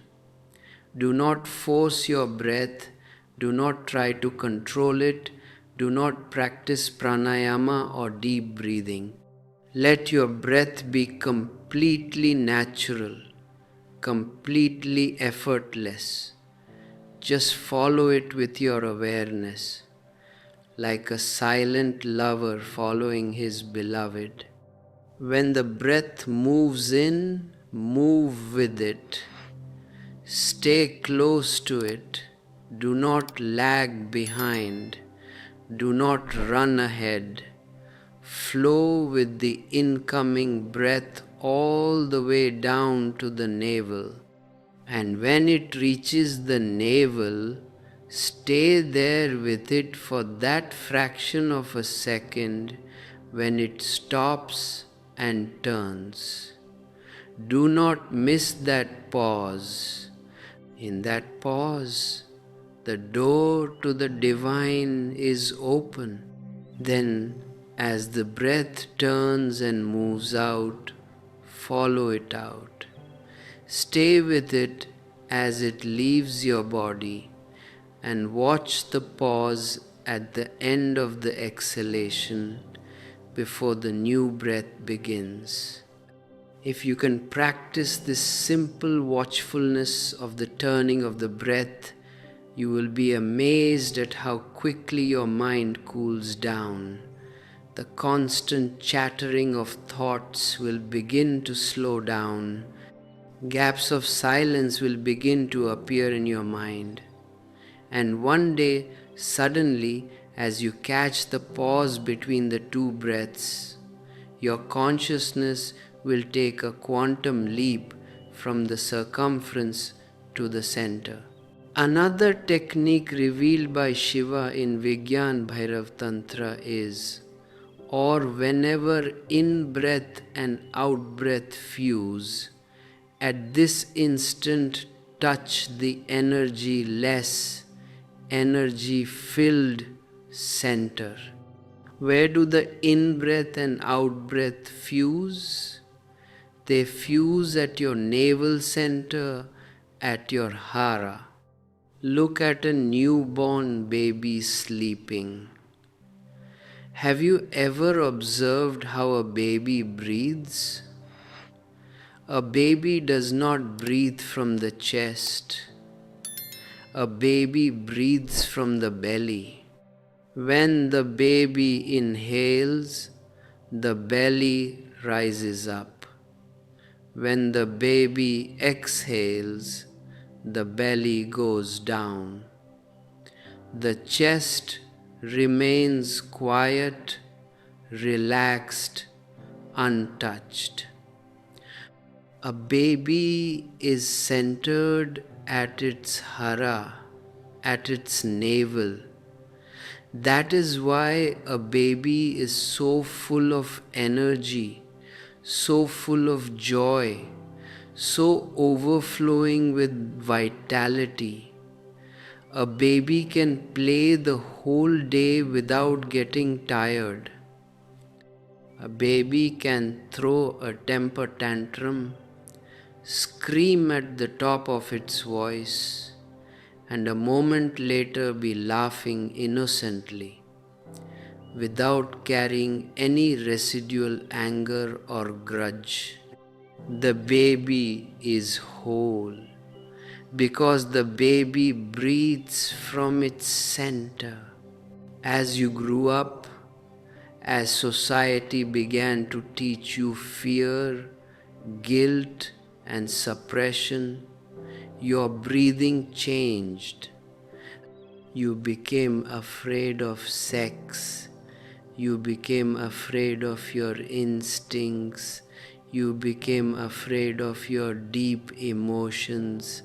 And because all your deep biological instincts reside in the lower belly, you started pulling your breath up. You stopped allowing the breath to go deep down to the navel. Your breathing became shallow, confined only to the upper chest. And when your breathing is shallow, you are living at the minimum level of your energy. You are existing on starvation rations of prana. You are perpetually tired, perpetually anxious, perpetually off-center. When Shiva says, whenever in-breath and out-breath fuse, at this instant touch, the energy-less, energy-filled center, he is guiding you back to your hara, back to your navel. Why does he call it energy-less and energy-filled at the same time?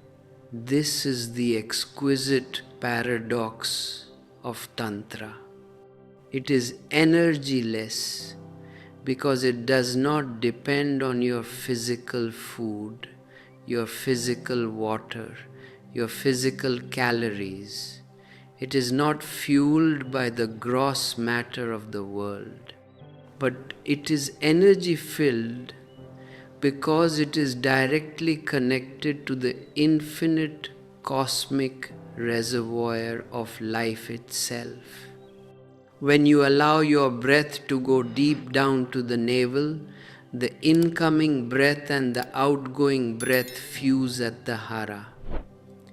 In that fusion, you touch the cosmic center of your existence.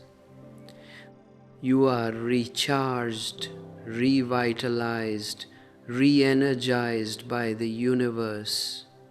Try this when you lie down in bed at night. Before you fall asleep, put your hand gently on your navel. Close your eyes and feel your breath going deep down, making your navel rise and fall. Forget about your head. Forget about your thoughts. Forget about your daily worries. Bring your whole consciousness down to your navel and feel the gentle fusion of the breathing at your center. If you fall asleep while feeling your breath touch your navel, your sleep will take on a sacred quality. You will sleep deeply without disturbing dreams. And in the morning when you wake up, you will feel a profound sense of renewal, as if you have taken a bath in the cosmic ocean. Let us look at another technique, which can be practiced in the midst of your daily worldly activity. Shiva says, when in worldly activity, keep attentive between the two breaths, and so practicing, in a few days be born anew. This is a revolutionary technique. Most religions tell you that if you want to meditate, you must escape from the world. You must leave your family, leave your job, renounce your possessions, and go into a monastery or a mountain cave. They create a division between daily work and spiritual meditation. Tantra says there is no need to escape anywhere. The world is not your enemy. Activity is not your hindrance. You can transform your very worldly activity into a vehicle for meditation. How do you do it? Whatever you are doing, whether you are cooking food in the kitchen or typing a document in the office or walking along a busy street or driving a car or digging in the garden, continue the activity on the periphery, but keep a part of your attention focused inside on the gap between the two breaths. This creates what I call a double-arrowed consciousness. One arrow of your attention points outward toward the activity you are performing. The other arrow of your attention points inward toward the silent witness at the center. You are moving on the circumference, but you are anchored at the axle. You are working in the world of doing, but you are rooted in the realm of being. When you practice this double-arrowed consciousness, a magnificent transformation occurs in your life. Your work becomes a play, a psychodrama. You no longer take your role so seriously.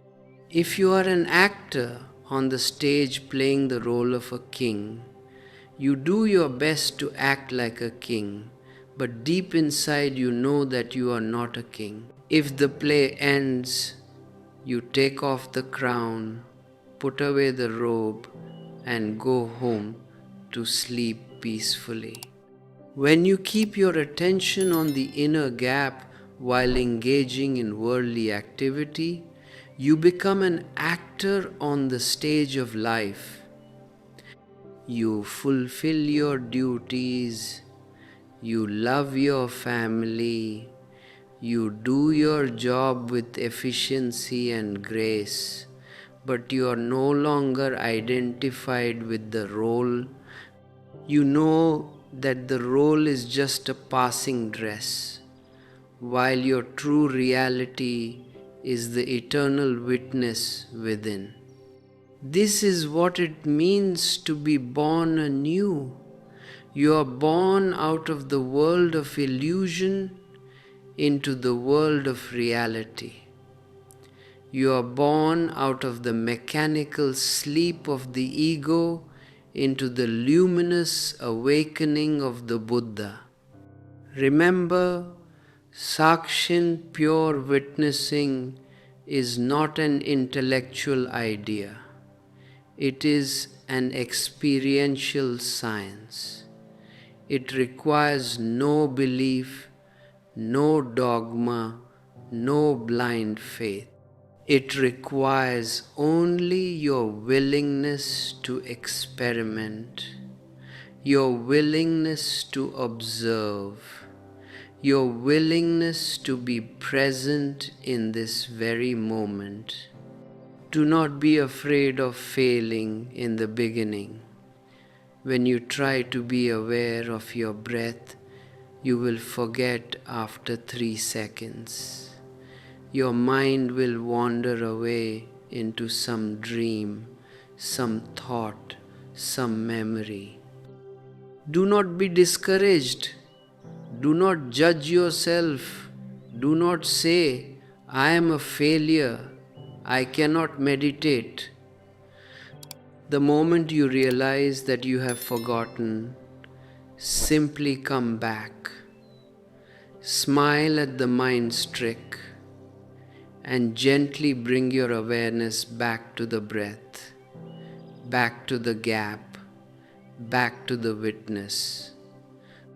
Every time you bring your attention back, your witness muscle grows stronger. It is like learning to walk. A small child falls 100 times when he tries to take his first steps. He gets up, falls again, gets up again, wobbles, falls again, but he does not give up. He does not say, walking is not for me. I will remain a crawler for the rest of my life. He keeps trying, innocently, playfully, and one day he is walking steadily, running, dancing. Witnessing is your spiritual walking. You have been crawling in unconsciousness for centuries. Naturally, when you try to stand up in awareness, you will wobble. You will fall back into thoughts. You will forget. It is completely natural. Accept it playfully.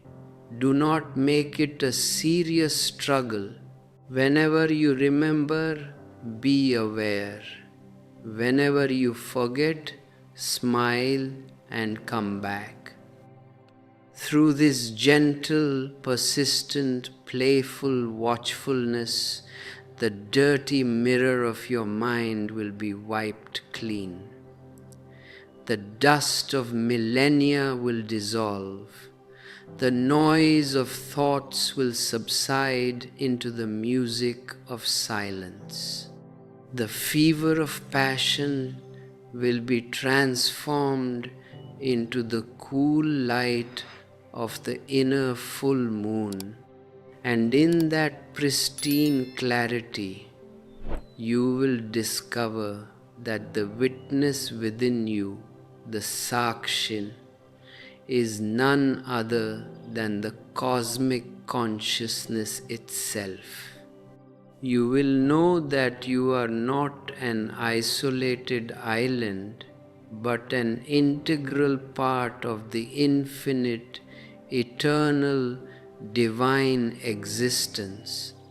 Let these insights enter deep into your heart. Practice these simple techniques in your day-to-day life. Turn your work into meditation. Turn your breath into a prayer. Turn your living into a celebration. As we end this 5th part of our continuous flow, let the silence of this moment settle in your soul. Like this video, leave your genuine thoughts in the comments and share this sacred vision with fellow travelers on the path. Subscribe to remain connected with our family and explore our join membership, super thanks, and ebooks to help keep this flame of awareness burning bright across the world. When you go deeper into this witnessing, when you remain at the center of the unmoving axle, another profound revelation begins to dawn upon your consciousness. You begin to see that even the idea of a self, even the concept of an I, is nothing more than a subtle fiction created by the mind. Most religious traditions have told you that you have a soul, an Atman, a permanent, eternal I sitting inside you. But Gautam Buddha brought a truth so radical, so revolutionary, that the mind stands shocked before it. He called it anatta, no self. Buddha said that just as there is no fixed, permanent entity in the body, there is no fixed, permanent entity in the consciousness either. Everything is a river, everything is a flux.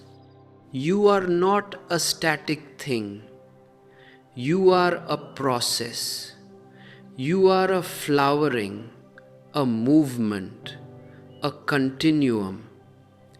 Why did people get so frightened of Buddha's concept of anatta? Why do people cling so desperately to the idea of an eternal I? Because the ego is afraid of disappearing. The ego says, I can drop my money, I can drop my house, I can drop my family, I can even drop my God. But please, let me remain. Let my I be immortal.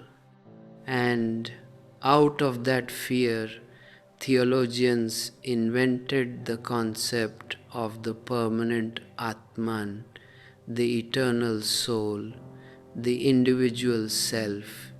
They gave your ego a spiritual promotion.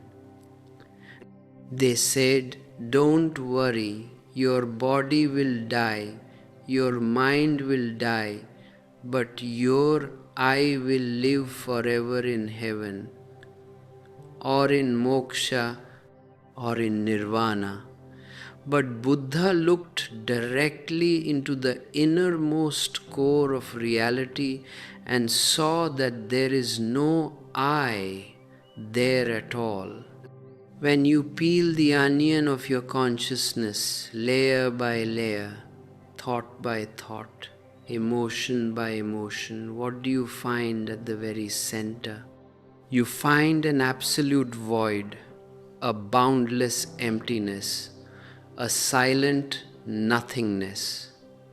This nothingness is what the East calls shunya, and this shunya is not a negative emptiness. It is not a dead desert. It is an infinitely alive, luminous, creative void. It is the womb out of which the entire universe is born, and it is the ocean into which the entire universe dissolves.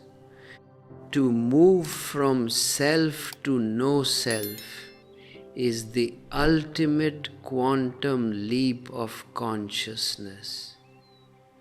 As long as you feel I am, you are still separate from the universe.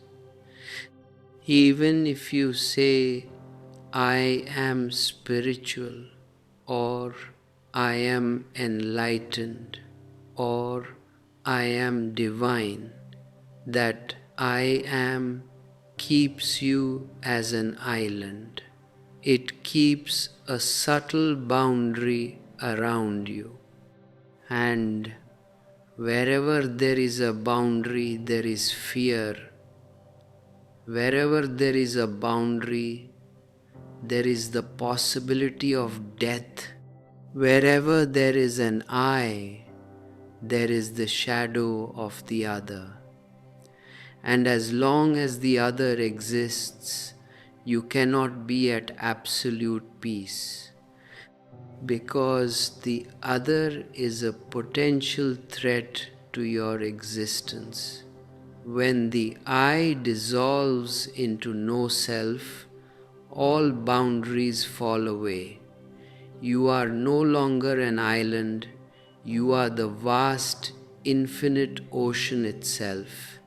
There is no I inside you, and there is no other outside you. There is only one undivided, continuous, eternal stream of godliness. Consider how deep this illusion of the self goes. When you are born, you come without any name, without any identity, without any ego. A newborn baby has no I-ness. If you touch a baby's hand, he grasps your finger, but he does not know who is grasping whom. He does not know where his body ends and where the mother's body begins. He lives in a state of oceanicity, an undivided unity with existence. Gradually, as the child grows, the parents, the teachers, the society begin to teach him, you are Johnny, you are a boy, you are smart, you belong to this family, you belong to this religion, you belong to this country. The child accumulates all these labels, and around those labels, a false center is constructed. That false center is the ego, the I. And then, for the rest of his life, the person lives to protect this false I. He works for it, he fights for it, he suffers for it, he accumulates wealth for it, he seeks prestige for it. And when he comes to the spiritual path, he brings the same I with him. He says, now I want to realize my true self. I want my soul to attain liberation. I tell you, there is no soul inside you that belongs to you. You belong to the soul. You belong to existence. The idea of my soul is as absurd as a drop of water saying, my ocean. The drop does not possess the ocean possesses the drop. You do not possess consciousness. Consciousness possesses you. When Buddha speaks of anatta, he is asking you to drop this possessive, self-centered attitude toward existence. He is asking you to let go of the drop so that the ocean can be revealed. And why is the ego so afraid of this nothingness? Because the ego thinks that nothingness means annihilation, destruction, death. The ego cannot conceive that nothingness can be fulfillment. The ego thinks only in terms of somethingness, accumulating more things, more thoughts, more virtues, more achievements. To the ego, emptiness looks like a barren desert. But to the meditator who has stepped into it, emptiness is the richest phenomenon in existence. It is empty of thoughts, empty of desires, empty of limits, empty of death, but it is full of life, full of light, full of love, full of bliss. It is like a room. When you fill a room with furniture, chairs, tables, beds, cabinets, the room becomes crowded. You say the room is full. Full of what? Full of furniture. But the roomness, the empty space of the room, has been reduced, crowded out, restricted. When you remove all the furniture from the room, what happens? You say, now the room is empty. But is it really empty? In reality, for the first time, the room is there in its full expanse. The space has been freed from the restrictions of the furniture. Now the room is full of space, full of light, full of air, full of openness. Your mind is like a room crowded with the furniture of thoughts, memories, desires, anxieties, and ambitions. You say, I am somebody, I have a big personality, but you are crowded, suffocated, trapped in your own mental furniture. Meditation means throwing out the mental furniture. Throw out the old thoughts, throw out the old desires, throw out the old identities, throw out the holy books, throw out the dogmas, throw out the lower self, and throw out the higher self too. Leave the room completely empty. And when the room of your consciousness is completely empty, when there is no furniture left, you experience anatta, no self. You see that the space inside your house and the space outside your house are no longer two. The walls were only an illusion. The space within and the space without are one continuous infinite expanse of godliness.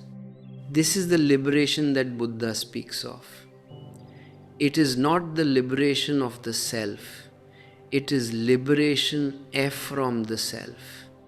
As long as you are seeking liberation for yourself, you will remain bound, because the seeker himself is the bondage. When the seeker disappears, when the I dissolves into the void, liberation is there.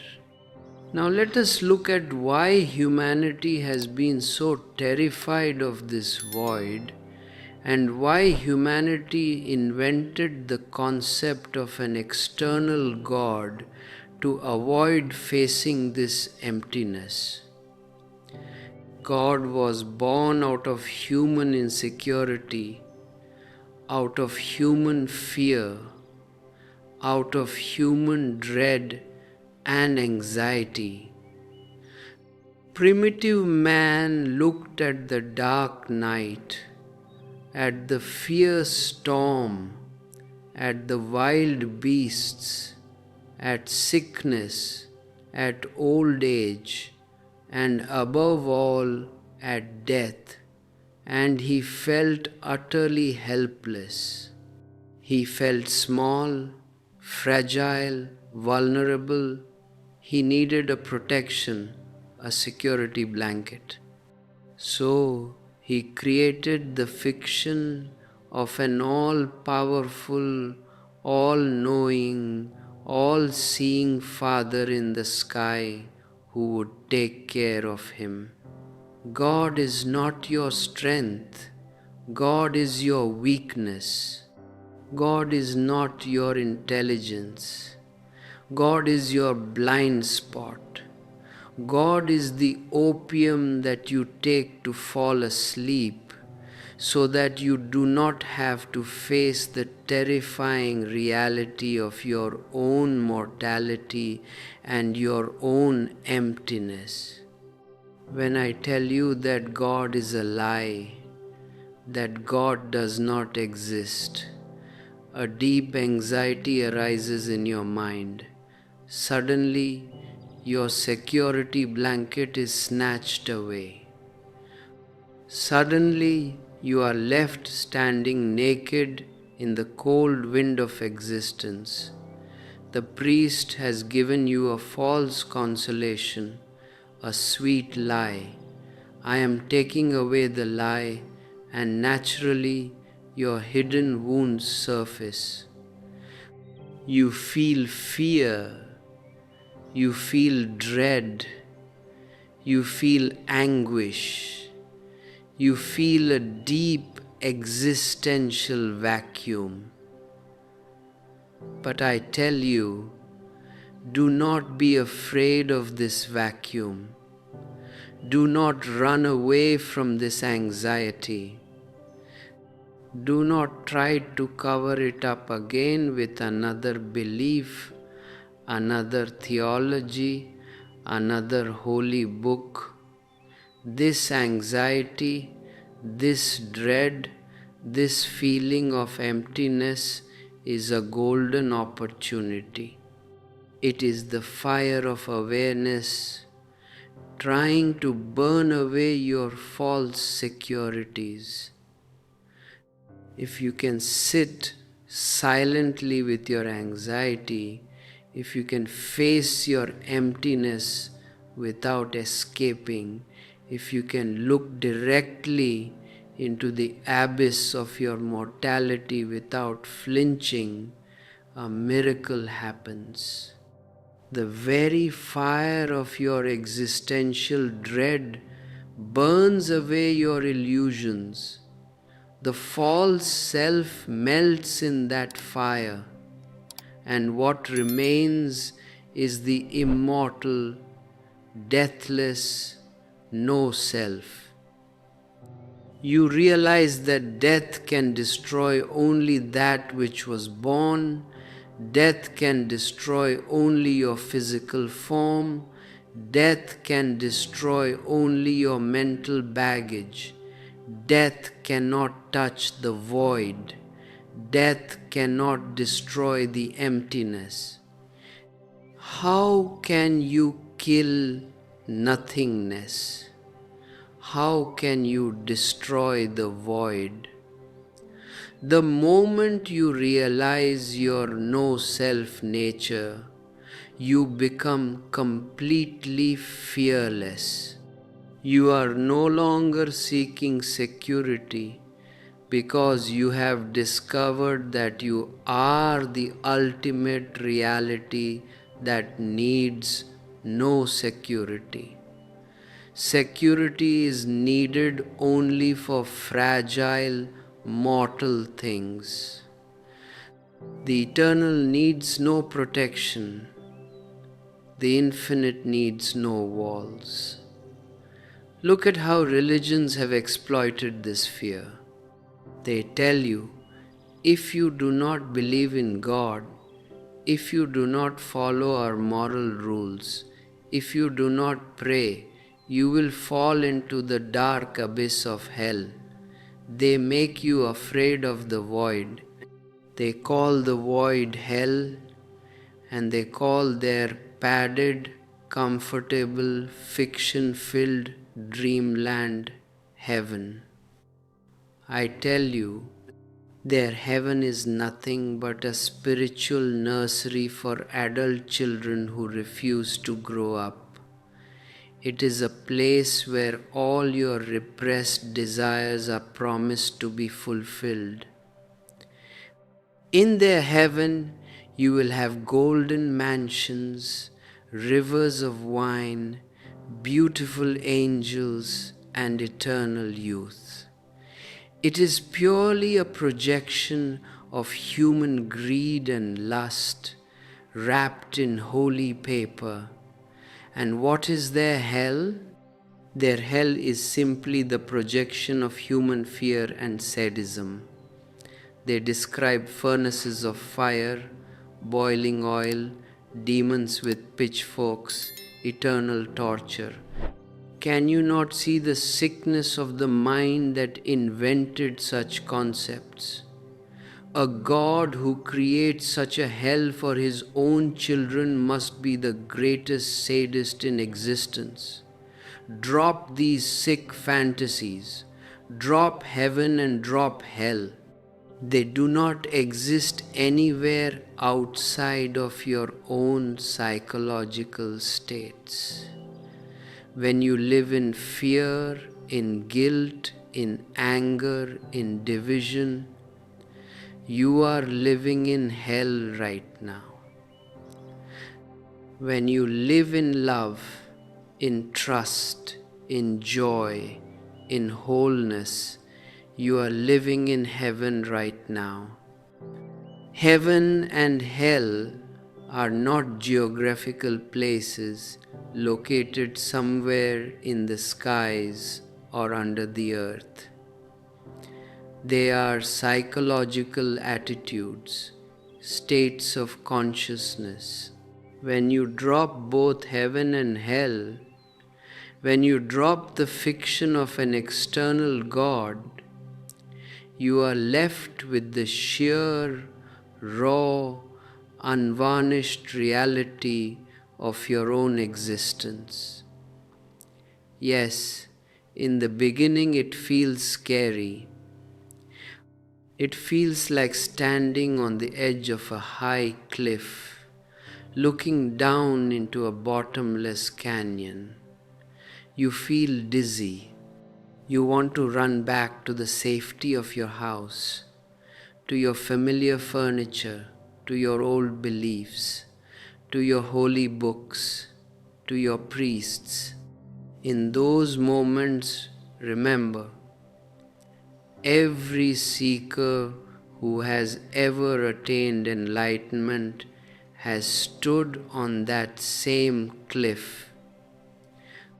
Every Buddha, every Lao Tzu, every Bodhidharma, every Meister Eckhart has looked into that same bottomless canyon. The only difference between them and the ordinary man is that the ordinary man runs away in fear, while the seeker takes a deep breath and jumps in. And when you jump into the void, what happens? You do not fall and smash your bones, because there is no bottom to hit. You do not die, because there is nobody left to die. Instead of falling to your destruction, you suddenly find that you have developed wings. You find that you can fly in the infinite space of existence. You find that the void is not your death, but your true unbounded home. This transition from the feverish passion of the ego to the cool silence of no self is what I call the ultimate alchemy. What is alchemy? Alchemy is the science of transforming lower, baser elements into higher, noble elements. Physical alchemists tried to turn lead into gold. Spiritual alchemists turn unconscious heat into conscious light. Look at your life energy. Energy itself is completely neutral.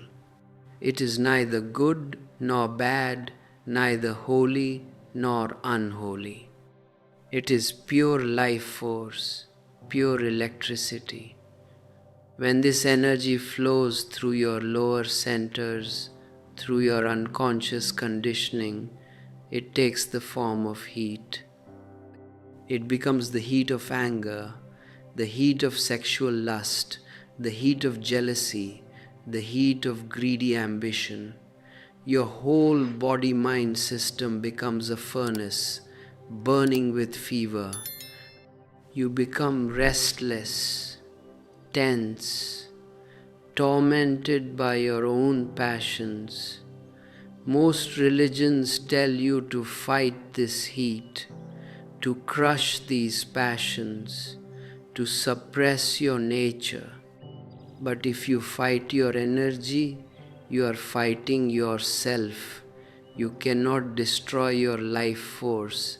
You can only drive it underground, where it will fester and create perversions, neuroses, and madness. Spiritual alchemy does not fight energy, it transforms energy. It creates an inner fire, what the ancient Upanishads call Chidagni, the fire of awareness. When anger arises, do not fight it and do not throw it out on others. Sit silently in your room, close your eyes, and light the fire of awareness within yourself. Observe the anger. Watch the heat rising in your body. Watch the tension in your muscles. Watch the turbulence in your mind. As you bring the light of conscious witnessing to the heat of your passion, a profound transmutation takes place. The heat begins to diffuse. The energy leaves the gross physical channels and rises upward into the subtle spiritual channels. The very heat of anger is converted into the illumination of wisdom. The very fire of lust is converted into the cool nectar of love. You do not lose a single drop of energy. You simply change its dimension. The horizontal movement of energy, which was leading you into repetitive cycles of desire and frustration, becomes a vertical movement of energy, lifting you into higher planes of consciousness. If you are experiencing this alchemical transformation happening within your own consciousness as you listen to these insights, if you feel the deep beauty of turning heat into light, take a moment to nourish this living presence with us. Subscribe to this channel, like this video, and share your heart's journey in the comments below. If you feel inspired to support our work and help bring these transformational teachings to seekers across the globe, consider joining our channel membership through the join button, sending a super thanks, or exploring our digital ebooks linked in the description. Your loving support allows this sanctuary of truth to flourish and reach every searching soul. To succeed in this ultimate alchemy, you must learn the art of total acceptance and non-division. Humanity has been deeply poisoned by the idea of division. You have been taught to divide yourself into the noble and the ignoble, the saint and the sinner, the divine and the animal. But I tell you, you are a whole.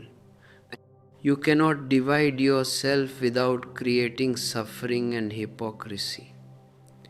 Look at the lotus flower, the most exquisite, most sacred flower in the East. Where does the lotus flower come from? It grows out of the dirty, smelly mud at the bottom of the pond. If the lotus flower were a moralist, if the lotus flower had been educated by priests, it would say to the mud, "Get away from me. You are dirty, you are ugly, you are smelly, while I am pure, beautiful, and sacred. I don't want to have anything to do with you." And if the lotus flower rejected the mud, what would happen to the lotus?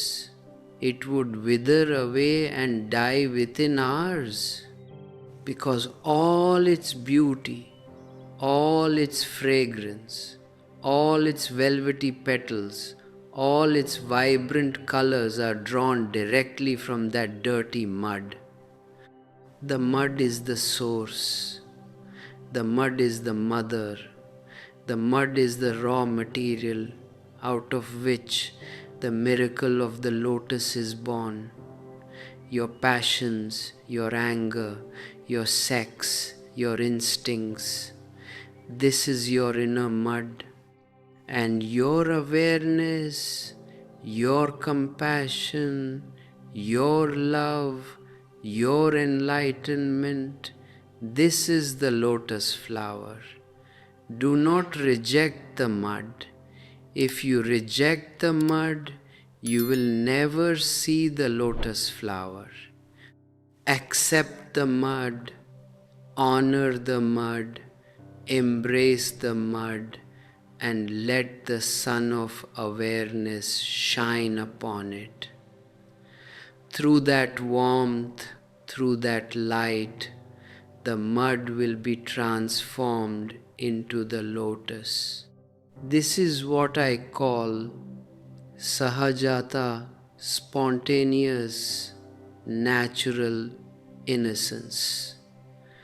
Live naturally, accept your totality. When anger comes, know that it is part of nature. When desire comes, know that it is part of nature. Do not judge it. Do not condemn it.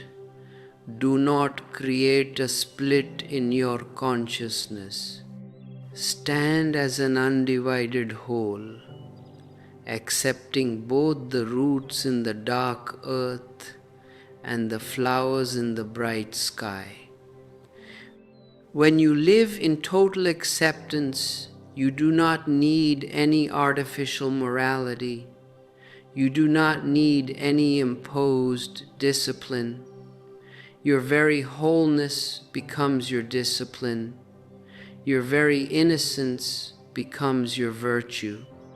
Look at how religions have created hypocrites by denying this totality.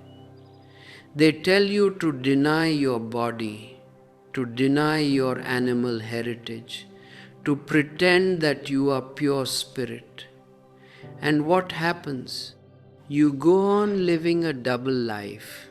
On the surface, you pretend to be a saint, a moral person, a respectable citizen.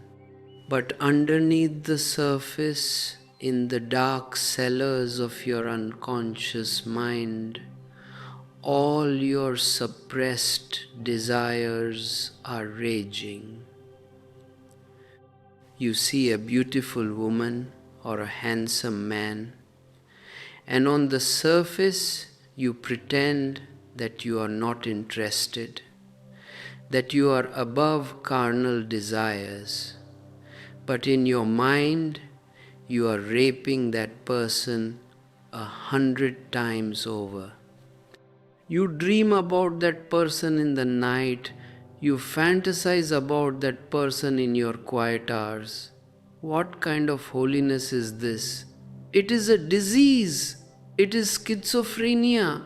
It is living a life of perpetual deception. Tantra says, Be honest. Be authentic. If you feel desire, accept that desire is there. Do not hide it from yourself. Do not pretend to be somebody else. Accept your reality as it is in this moment. Acceptance is the magic wand of transformation.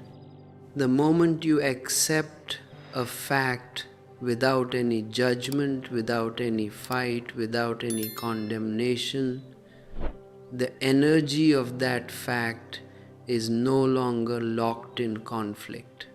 It becomes fluid. It becomes available. It begins to flow toward higher centers of consciousness. Consider what happens when you accept your anger completely. You do not say, I shouldn't be angry. You say, anger is here. It is a fact of my present experience. In that total acceptance, there is no ego trying to prove how holy it is. The ego dissolves because the ego can exist only in judgment, in conflict, in division. When judgment disappears, the ego disappears. And when the ego disappears, who is left to be angry? The anger loses its center. The energy of the anger is released from the story of the mind and becomes a pure wave of vitality flowing through your consciousness. As you live in this non-division, as you allow the fire of awareness to transform heat into light, the last remnant of the ego, the subtle feeling of I amness, drops away of its own accord. You no longer say, I am enlightened, because you realize that enlightenment is not something that belongs to an I. Enlightenment is the complete absence of the I.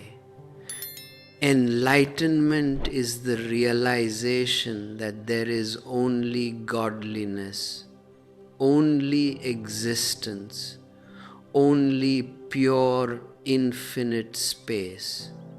You become like a hollow bamboo flute. You do not play the music. The cosmic breath flows through you, creating exquisite melodies. You are simply the passage, the vehicle, the flute. The music belongs to the cosmos. The beauty belongs to the cosmos. The bliss belongs to the cosmos.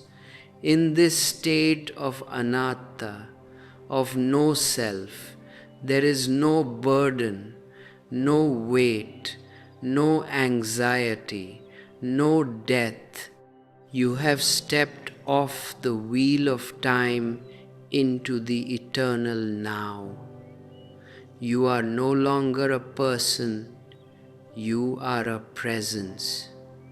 You walk on the earth, but you leave no footprints.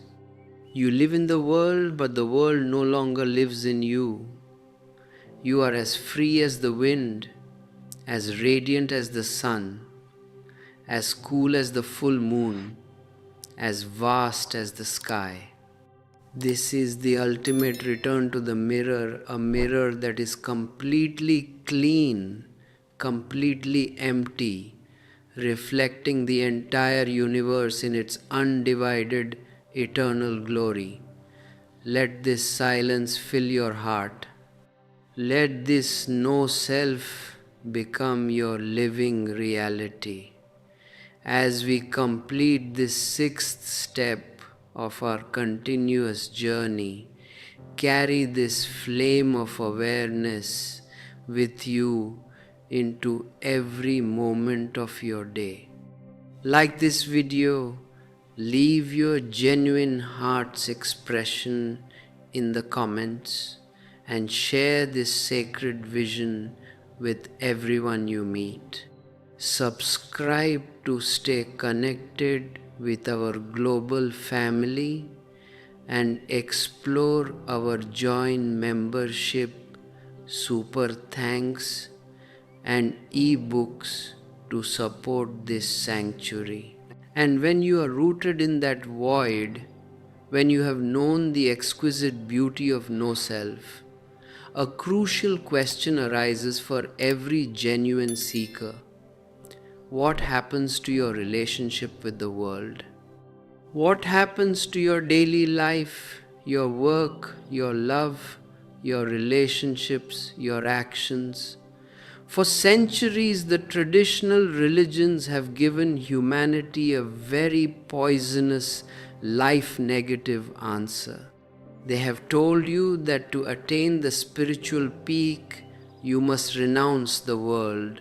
They have told you that samsara, the world of family, of work, of marketplace, of human relationships, is an obstacle, a trap, a sin, an illusion that stands between you and your spiritual liberation.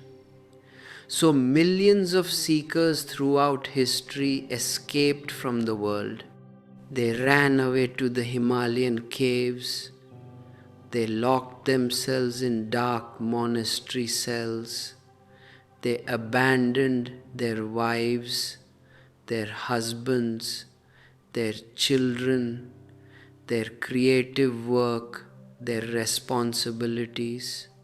They believed that by running away from the outer world, they would automatically reach the inner world. I tell you, this whole concept of renunciation is a tragic mistake, a deep misunderstanding of the nature of existence. You cannot run away from the world because wherever you go, you take your mind with you.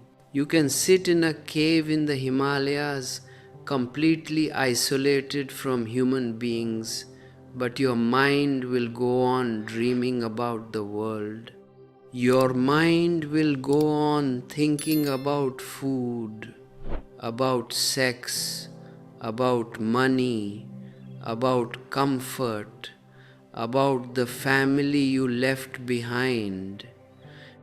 In fact, in the cave, because you are deprived of the world, your mind will become far more obsessed with the world than it ever was in the marketplace. Escape is not renunciation. Escape is merely cowardice. Running away from the world shows that you are still afraid of the world, that you are still vulnerable to its temptations, that you do not trust your own inner strength. The Upanishads do not teach escapism. The Upanishadic seers were not ascetics who hated life. They were people who celebrated life. They lived in the forests, not to escape the world, but to enjoy the exquisite beauty of nature, to live in communion with the trees, the rivers, the stars, the wild animals.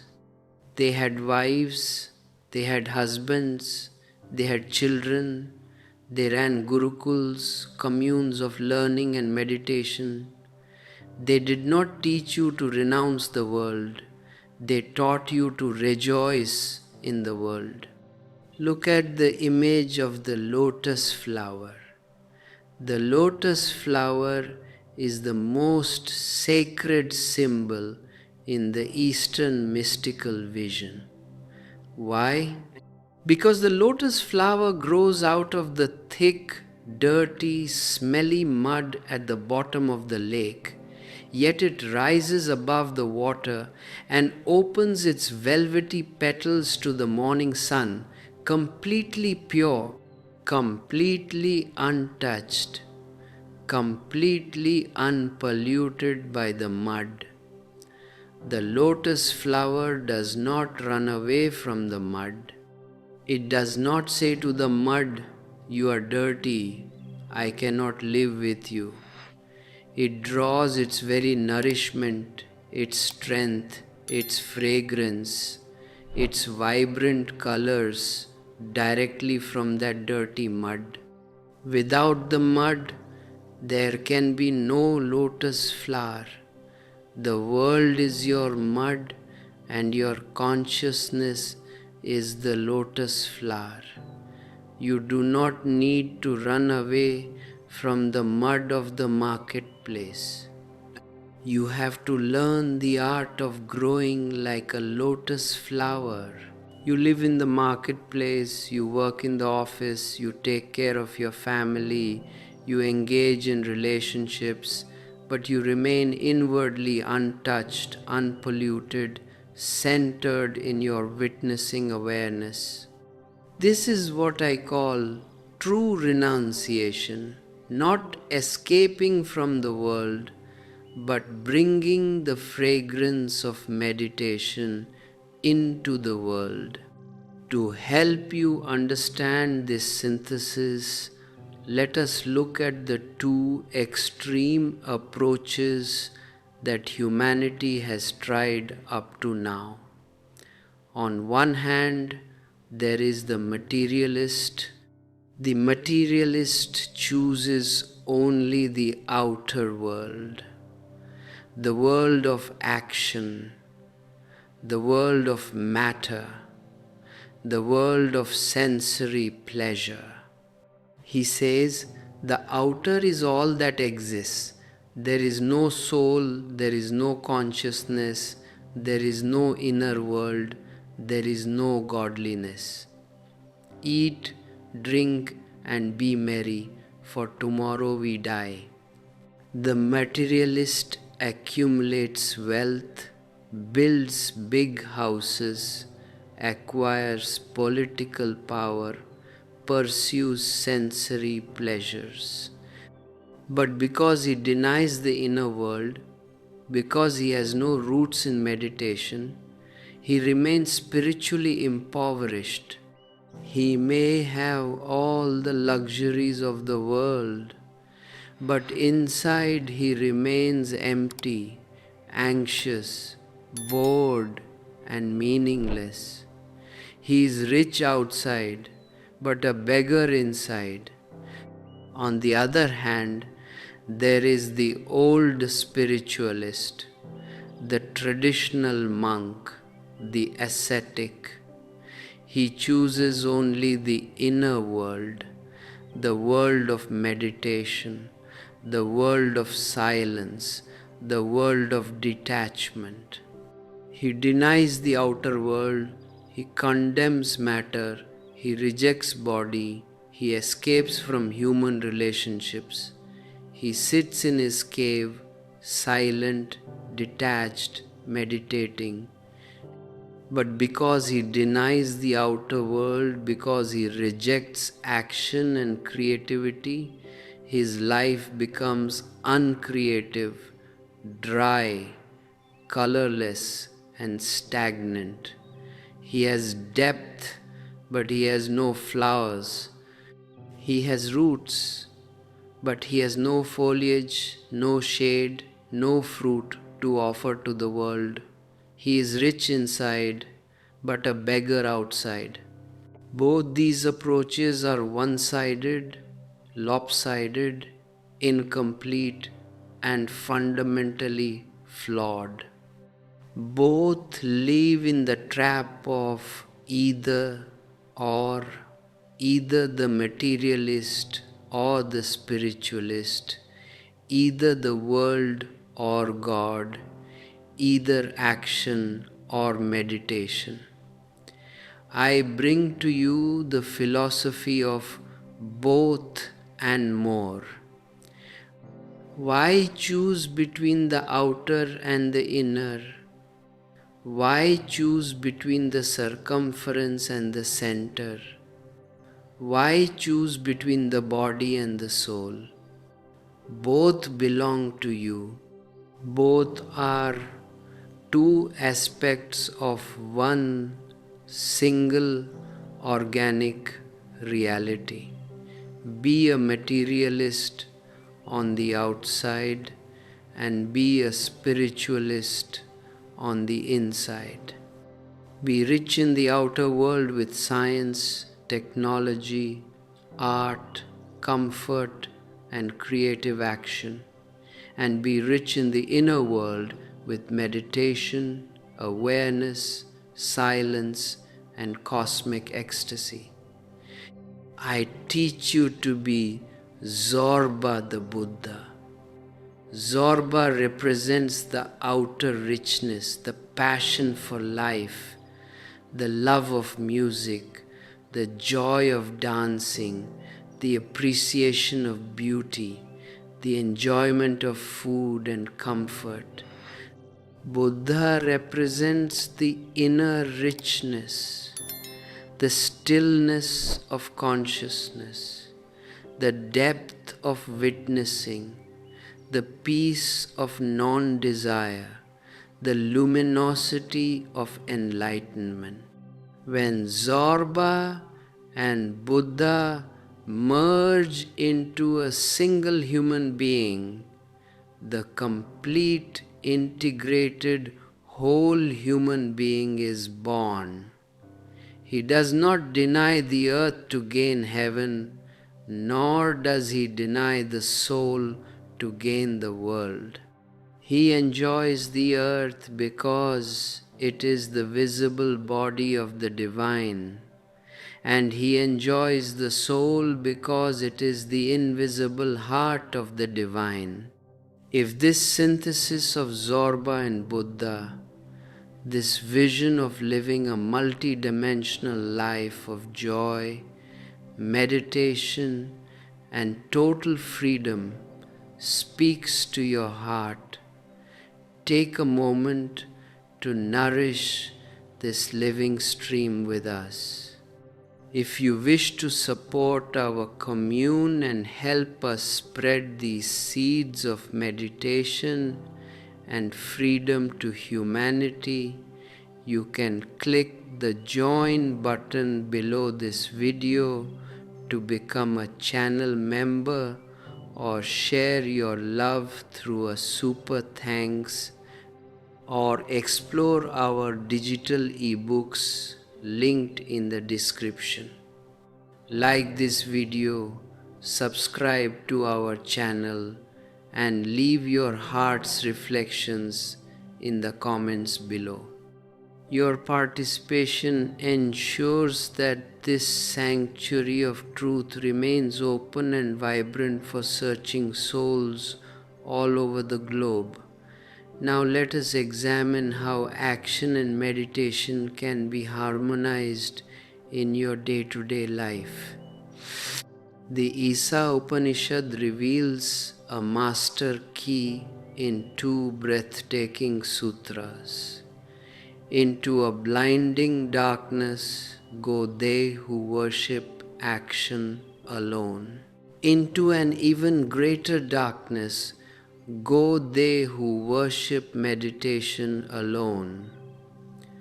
Meditation and action, he who knows these two together, through action leaves death behind, and through meditation gains immortality.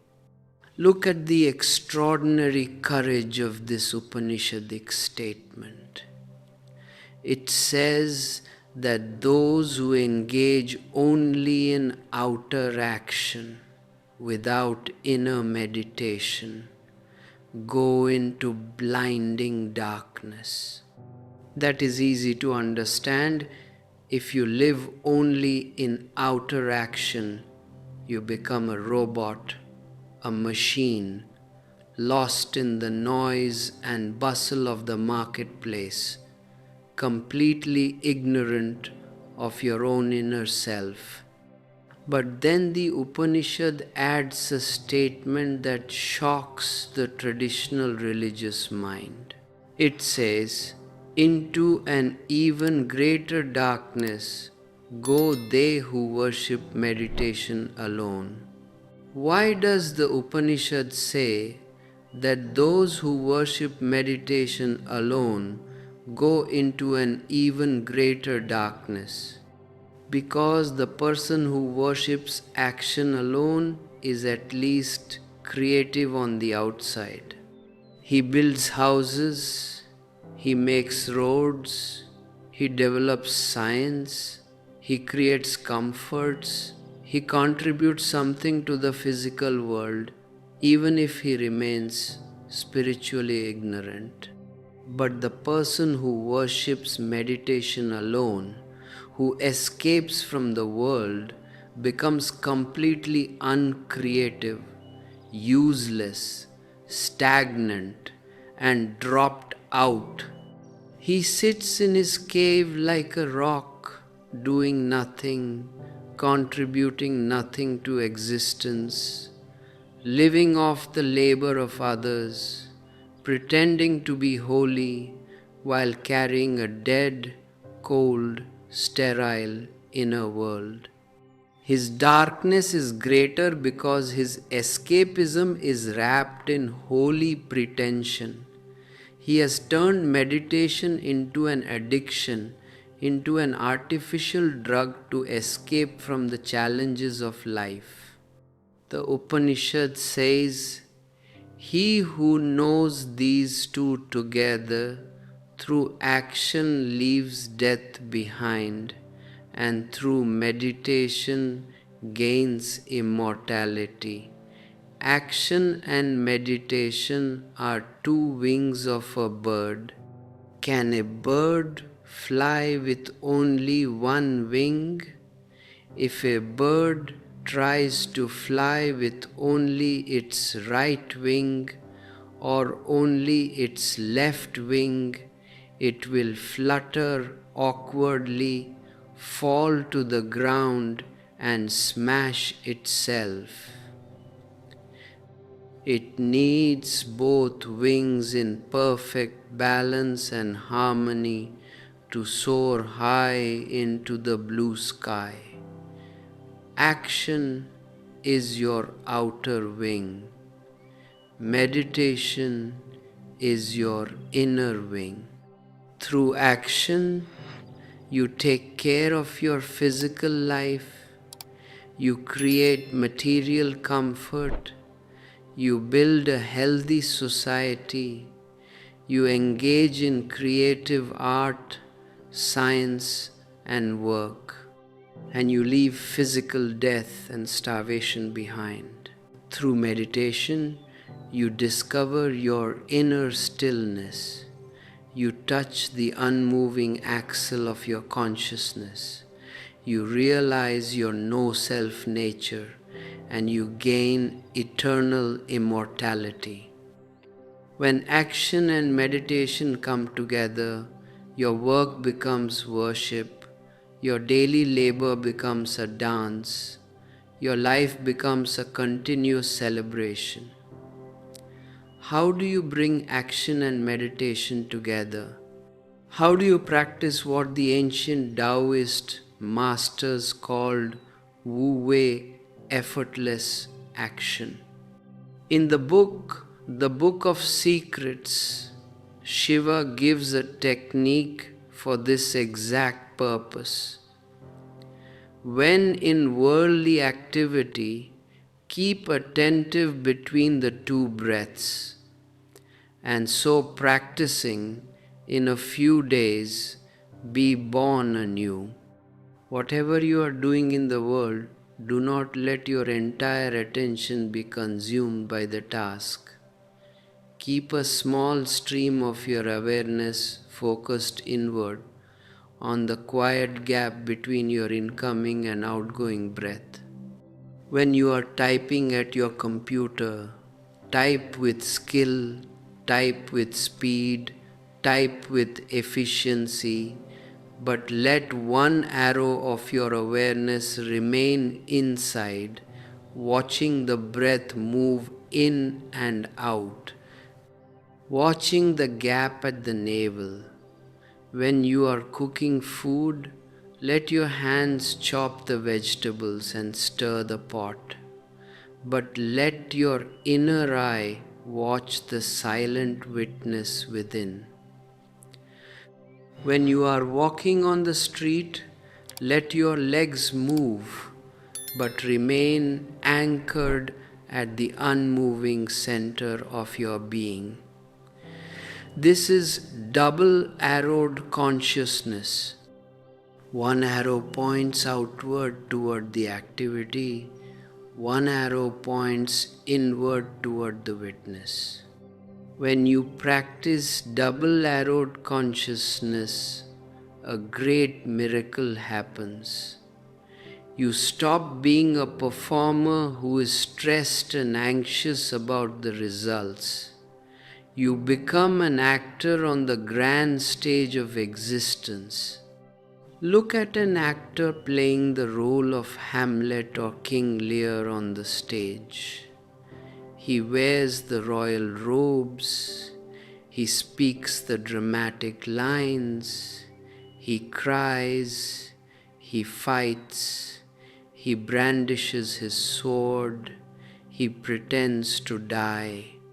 He performs the role with total commitment, with great skill, with absolute passion. But deep down, behind his mask, he never forgets for a single second that he is not King Lear. He knows that he is an actor playing a role.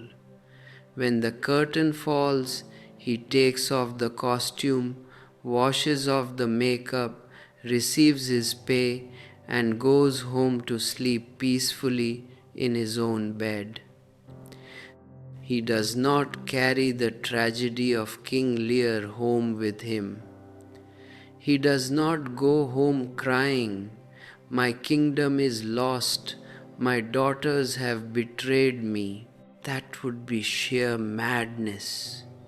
Yet that is precisely how most human beings live their lives in the world.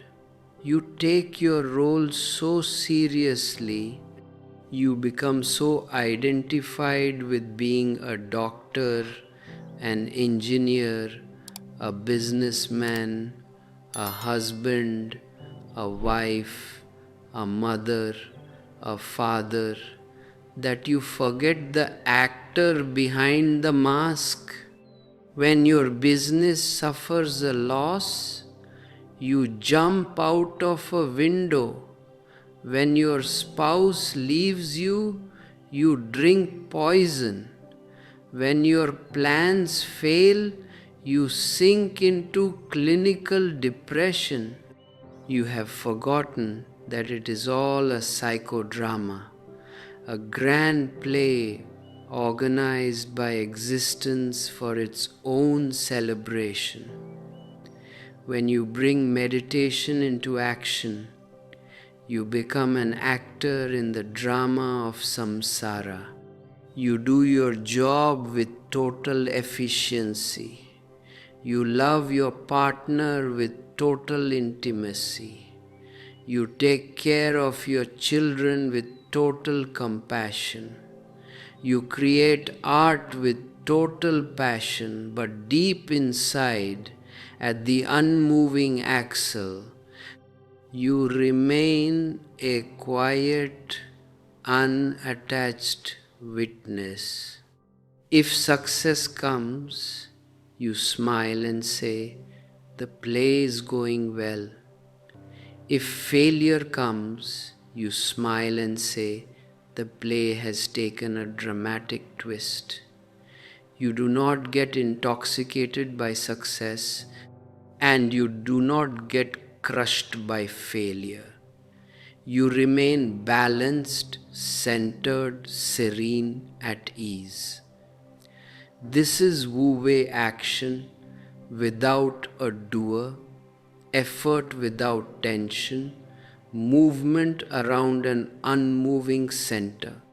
And when action becomes effortless, when work is transformed into play, your entire life becomes an expression of Satchitanand being, consciousness, and bliss.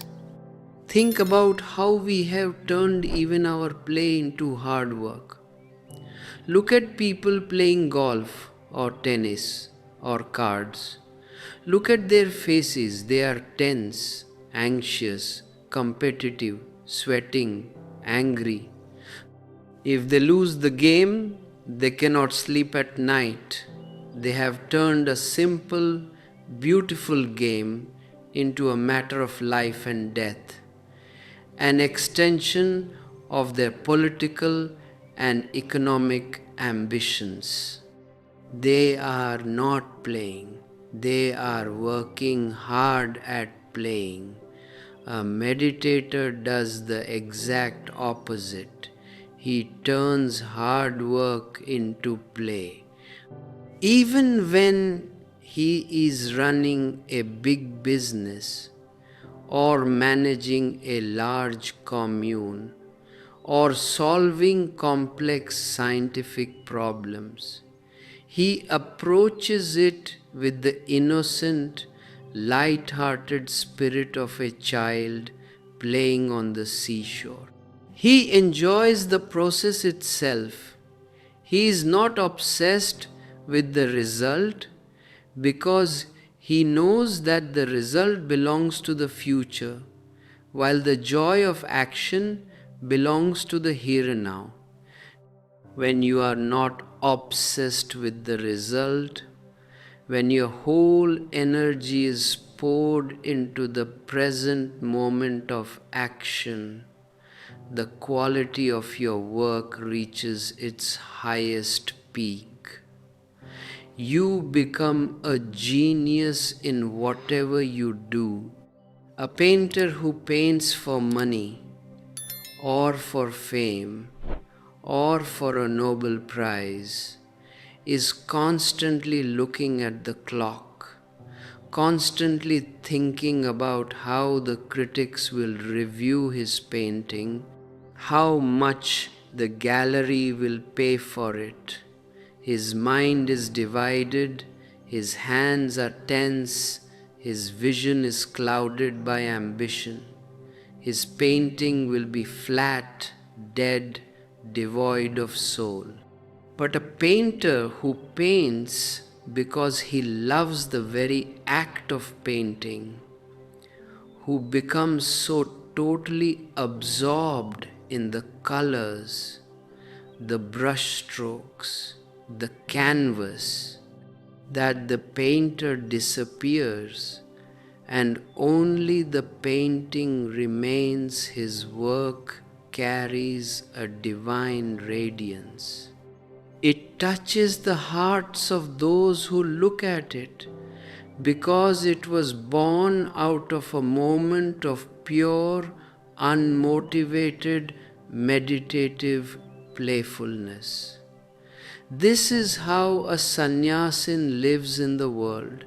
He does not renounce money, but he does not let money become his god. He uses money as a convenient medium of exchange, a tool to make life more comfortable, more beautiful, more efficient. He does not hoard it out of fear, nor does he despise it out of false holiness. He allows money to flow like water, creating beauty and comfort wherever it goes.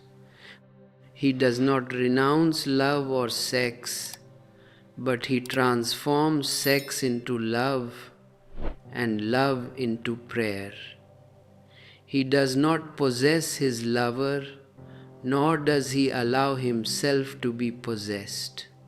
He respects the individuality and freedom of his partner, and he expects the same respect for his own freedom.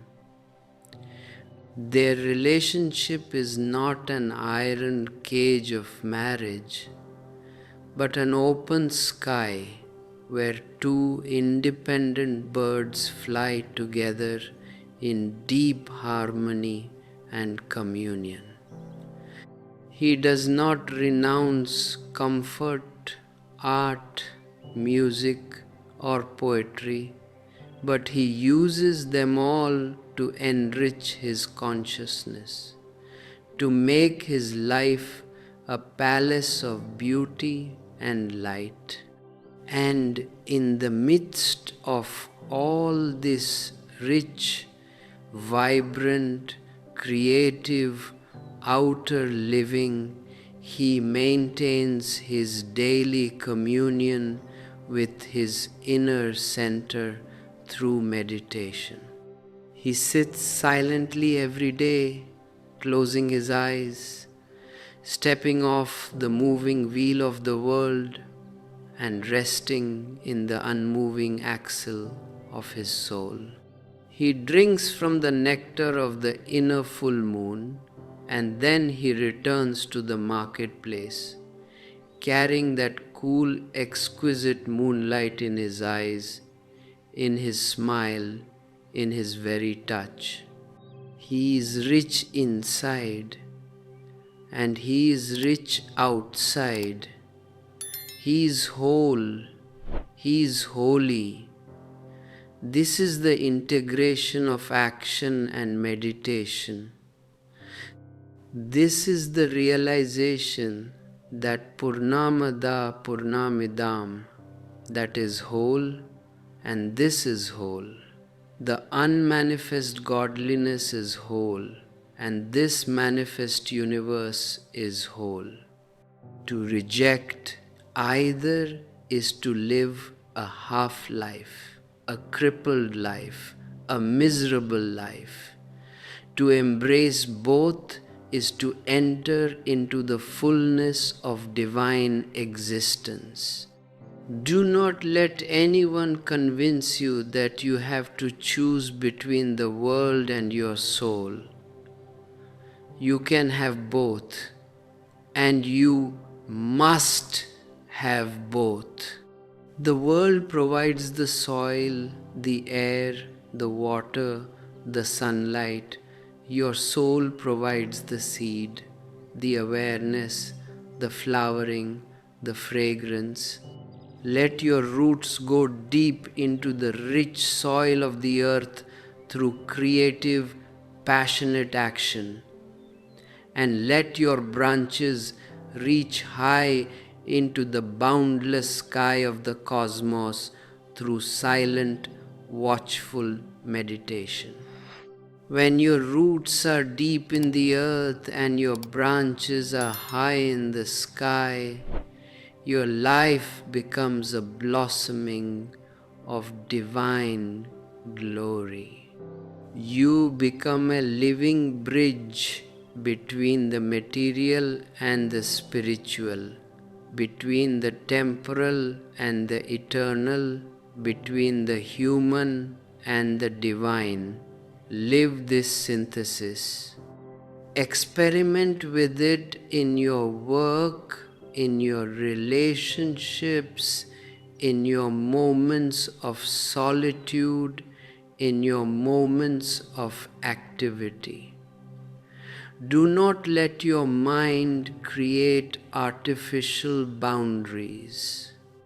Break down the walls between the holy and the unholy, between the sacred and the secular, between meditation and action. See that all is one continuous, magnificent, divine game. As we conclude this seventh part of our journey, let these truths take deep root in your daily life. Let your work become your meditation, and let your meditation overflow into your action.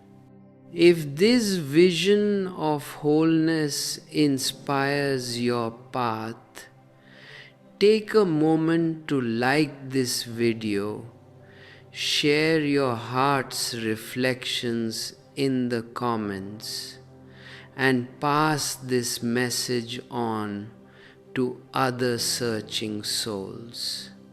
Subscribe to stay connected with our commune and consider supporting our global work by joining our channel membership through the join button, sending a super thanks, or exploring our digital ebooks linked in the description below.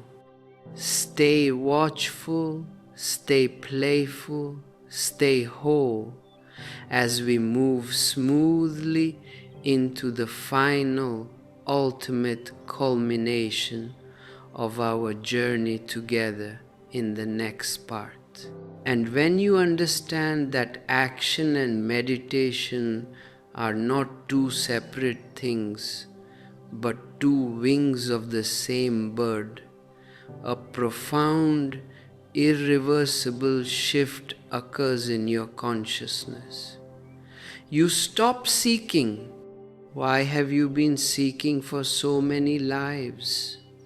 Why has the human mind been caught in a relentless, endless quest for truth, for God, for liberation, for enlightenment? The seeking itself is the subtle trap. As long as you are seeking, you are assuming a falsehood. You are assuming that you do not have that which you are seeking. You are assuming that truth is somewhere far away, hidden in some distant sky, in some future time, in some heavenly realm. You are assuming that you are incomplete, imperfect, unfulfilled, and that through effort, through struggle, through long journeys, through arduous disciplines, you will one day achieve that missing fulfillment. I tell you, this seeking is the greatest illusion. The seeker is the sought. The one who is searching is himself the hidden treasure. You are looking for your glasses while wearing them on your eyes. You are asking for directions to your own home while standing right in the middle of your living room. Look at the sheer absurdity of it. How can you seek yourself? How can you go anywhere to find yourself? Wherever you go, you will be there. You cannot step out of your own being even for a single second. You can travel to the ends of the earth. You can fly to the highest stars. You can sit in the deepest cave, but you remain yourself. The seeking creates a distance where no distance exists. When you seek something, you project a future. You say, "Today I am ignorant. Tomorrow I will become wise. Today I am bound. Tomorrow I will become free. Today I am a sinner. Tomorrow I will become a saint." But tomorrow never comes. Existence knows only today. Existence knows only now. Existence knows only here. When you stop seeking, when the realization dawns upon you that all seeking is an exercise in futility, the mind comes to a complete, absolute standstill. In that sudden standstill, in that complete stoppage of all desire and all future projections, you are thrown back upon yourself. The wave looks down into its own nature and realizes it has always been the ocean. The drop realizes it has never been separate from the boundless sea. This is the transition from seeking to being. In the Upanishads, this is called Purnamada Purnamidam, that is whole, this is whole. There is no missing link. There is no defect in existence. There is nothing lacking in you. You are born as a wholeness. You live as a wholeness. And you dissolve as a wholeness. All your spiritual anxiety, all your inner conflict arises because you have accepted a false premise given to you by the priests and the moralists. The premise that you are imperfect and need to be improved. They have taught you self-condemnation. They have taught you to feel guilty about your desires, about your body, about your nature. They have made you ashamed of who you are. And out of that shame, you started seeking an ideal, a perfection, a holy persona. I say unto you, drop all ideals. Drop all ideas of how you should be. Accept yourself as you are in this very moment. If there is anger, accept the anger. If there is sadness, accept the sadness. If there is joy, accept the joy. If there is confusion, accept the confusion. The moment you accept yourself totally, without any judgment, without any desire to change into something else, a profound, unshakable peace settles over your soul. You are no longer at war with yourself. The civil war inside your consciousness is over. And in that peace, in that non-fighting, relaxed presence, the seeker evaporates. When there is no seeker, who is there to search?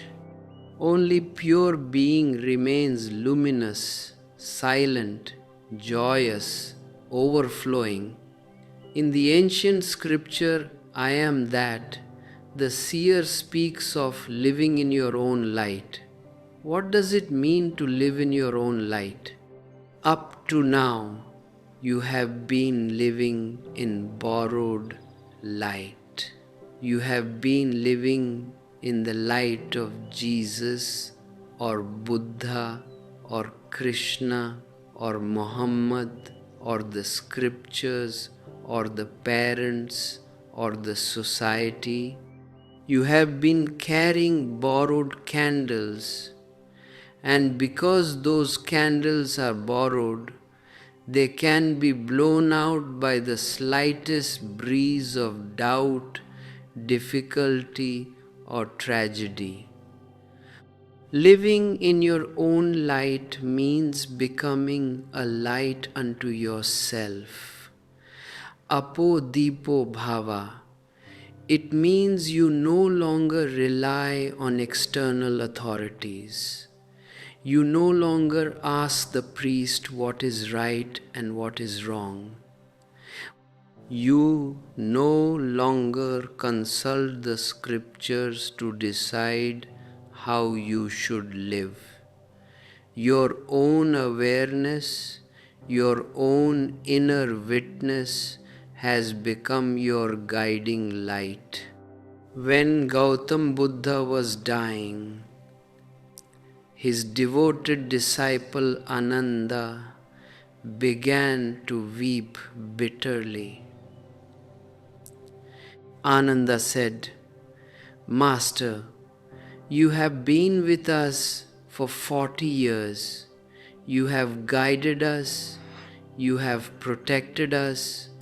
You have answered all our questions. Now you are leaving us. What will become of us? Who will guide us in the darkness?" Buddha opened his eyes, looked at Ananda with deep love and compassion, and said his very last words on this earth: "Ananda, do not weep. Apodipo bhava, be a light unto yourself. Nobody can be a light for you. Even if I stayed with you for another 1,000 years, my light would remain my light. It could never become your light. You have to ignite your own flame. You have to find your own inner sun. This is the ultimate message of all true masters. A true master does not make you a follower. He makes you a master in your own right. He does not give you his light. He helps you uncover the light that is already hidden within your own consciousness. When you live in your own light, your life takes on a quality of sacredness that has nothing to do with religious rituals. In another Upanishad, the Atma Puja Upanishad, the worship of the self, the disciple asks the master, "What can man offer in worship to the divine? What can man offer to that which is already the source of all things?" The master gives a breathtaking answer. He says, "You cannot offer flowers to the divine because the flowers are already created by the divine. You cannot offer water to the divine because the rivers and oceans are already part of the divine. You cannot offer food to the divine because the crops and fruits are already nourished by the divine. Whatever physical thing you offer is already His. Then what is true worship, Atma Puja? The Upanishad says, the offer of your own non-being, the surrender of your ego, the dissolution of your separateness into the cosmic whole, that is the only true worship, the only true offering. When you bring flowers to a temple, you are offering nothing. You are just playing a game to satisfy your own ego, thinking that you have done a great religious deed. But when you bring yourself to the temple, when you bring your ego, your pride, your attachments, your judgments, and you lay them down at the altar of existence, when you say, "I am no more, let only the whole be," that is Naivedya, the ultimate food offering. In that moment of total surrender, you become the worship, you become the worshipper, and you become the worshipped. All divisions dissolve. This brings us to the ultimate revelation of our entire journey together, the mirror of God. Throughout this video series, we have explored the title, Osho Explains Who You Really Are, the Divine Reflection, Mirror of God. Now you are ready to understand the ultimate depth of this truth.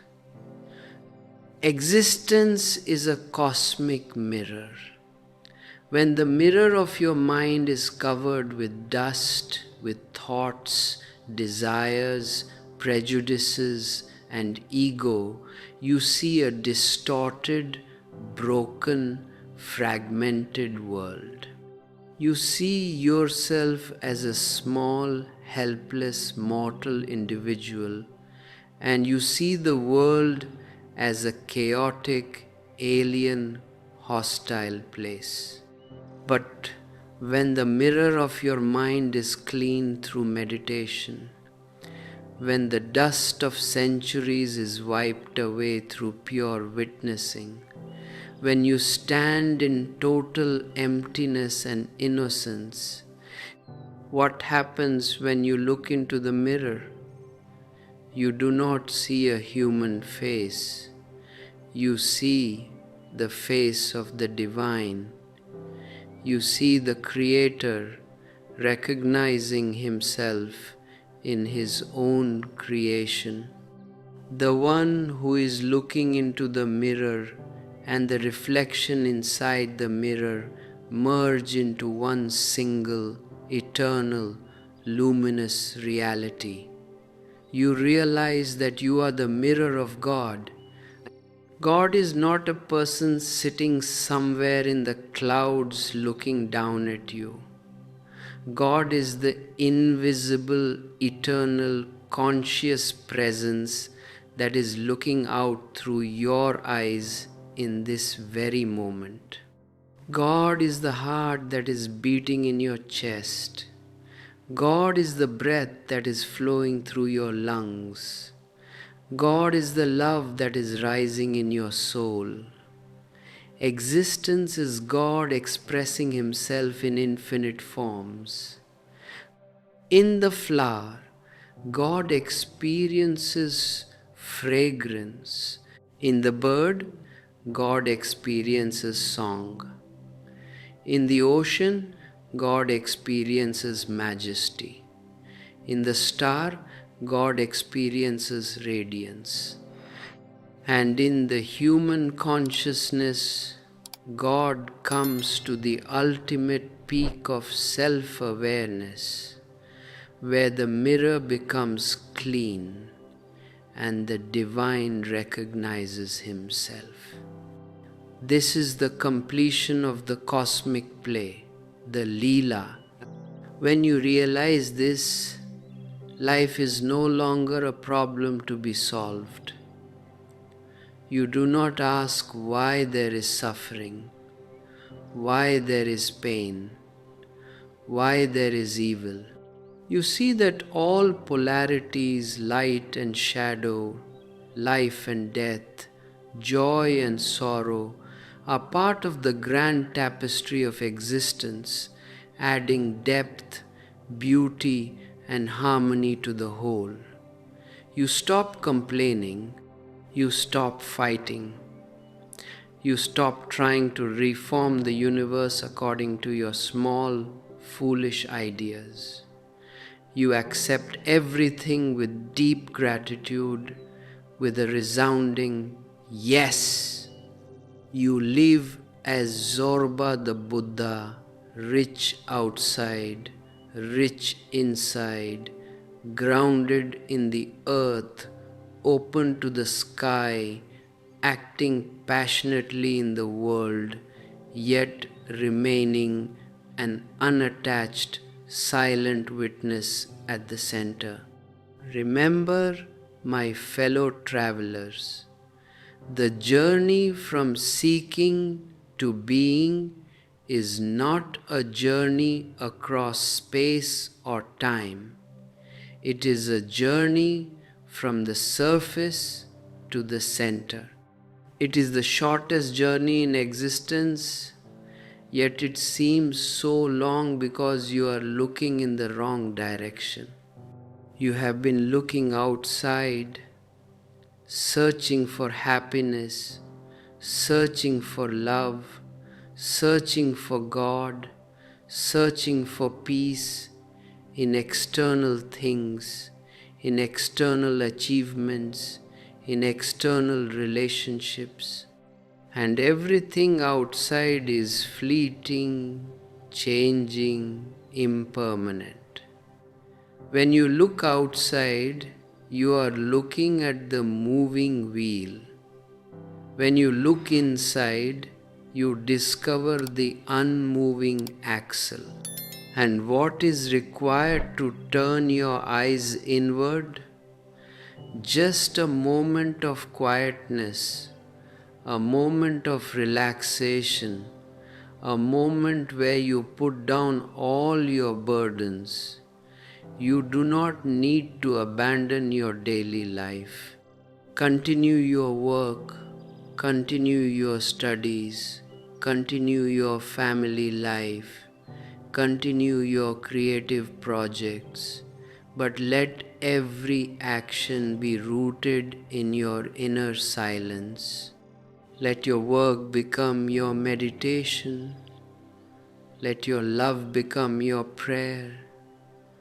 Let your breath become your sacred communion. When you live like this, every place becomes a holy place. Every day becomes a festival. Every moment becomes an entry into eternity. There is no need to wait for death to experience godliness. Godliness is here, pulsates in your veins, vibrates in your breath, shines in your awareness right now. Claim your birthright. Stop living like a beggar when you are born a king. Stop living in darkness when the sun is shining at your very core. Be a light unto yourself. Live in your own light. Allow your life to become a song of joy, a dance of freedom, a flowering of love.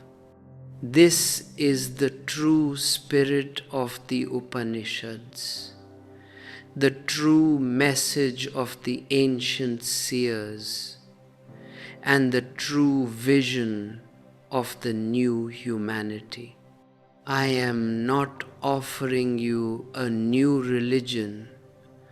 I am offering you a new way of living, a way of awareness, a way of total acceptance, a way of spontaneous celebration. You are the mirror of God. Clean the mirror and let the divine reflection shine forth in all its splendor. As we bring this 8-part journey to its complete culmination, let these truths settle deep within your heart. Do not leave them behind as mere words. Let them transform your daily life, your relationships, your work, and your inner world. If this entire series, this sacred vision, has touched your soul and brought light to your path, take a moment to subscribe to our channel. Like this video and share your heart's reflections in the comments below. Tell us what insights have transformed your perspective. What experiences have opened within your meditation. To support our global commune, to help us keep these timeless teachings accessible to every searching soul on earth, and to continue bringing these continuous streams of awareness, consider joining our channel membership through the join button below, sending a super thanks, or exploring our digital ebooks linked in the description below. Your loving support keeps this sanctuary open and thriving for seekers everywhere. walk as a Buddha, love as a Buddha, live as a Buddha. I leave you in the eternal, luminous, loving hands of existence itself. Thank you, my beloved friends, and goodbye.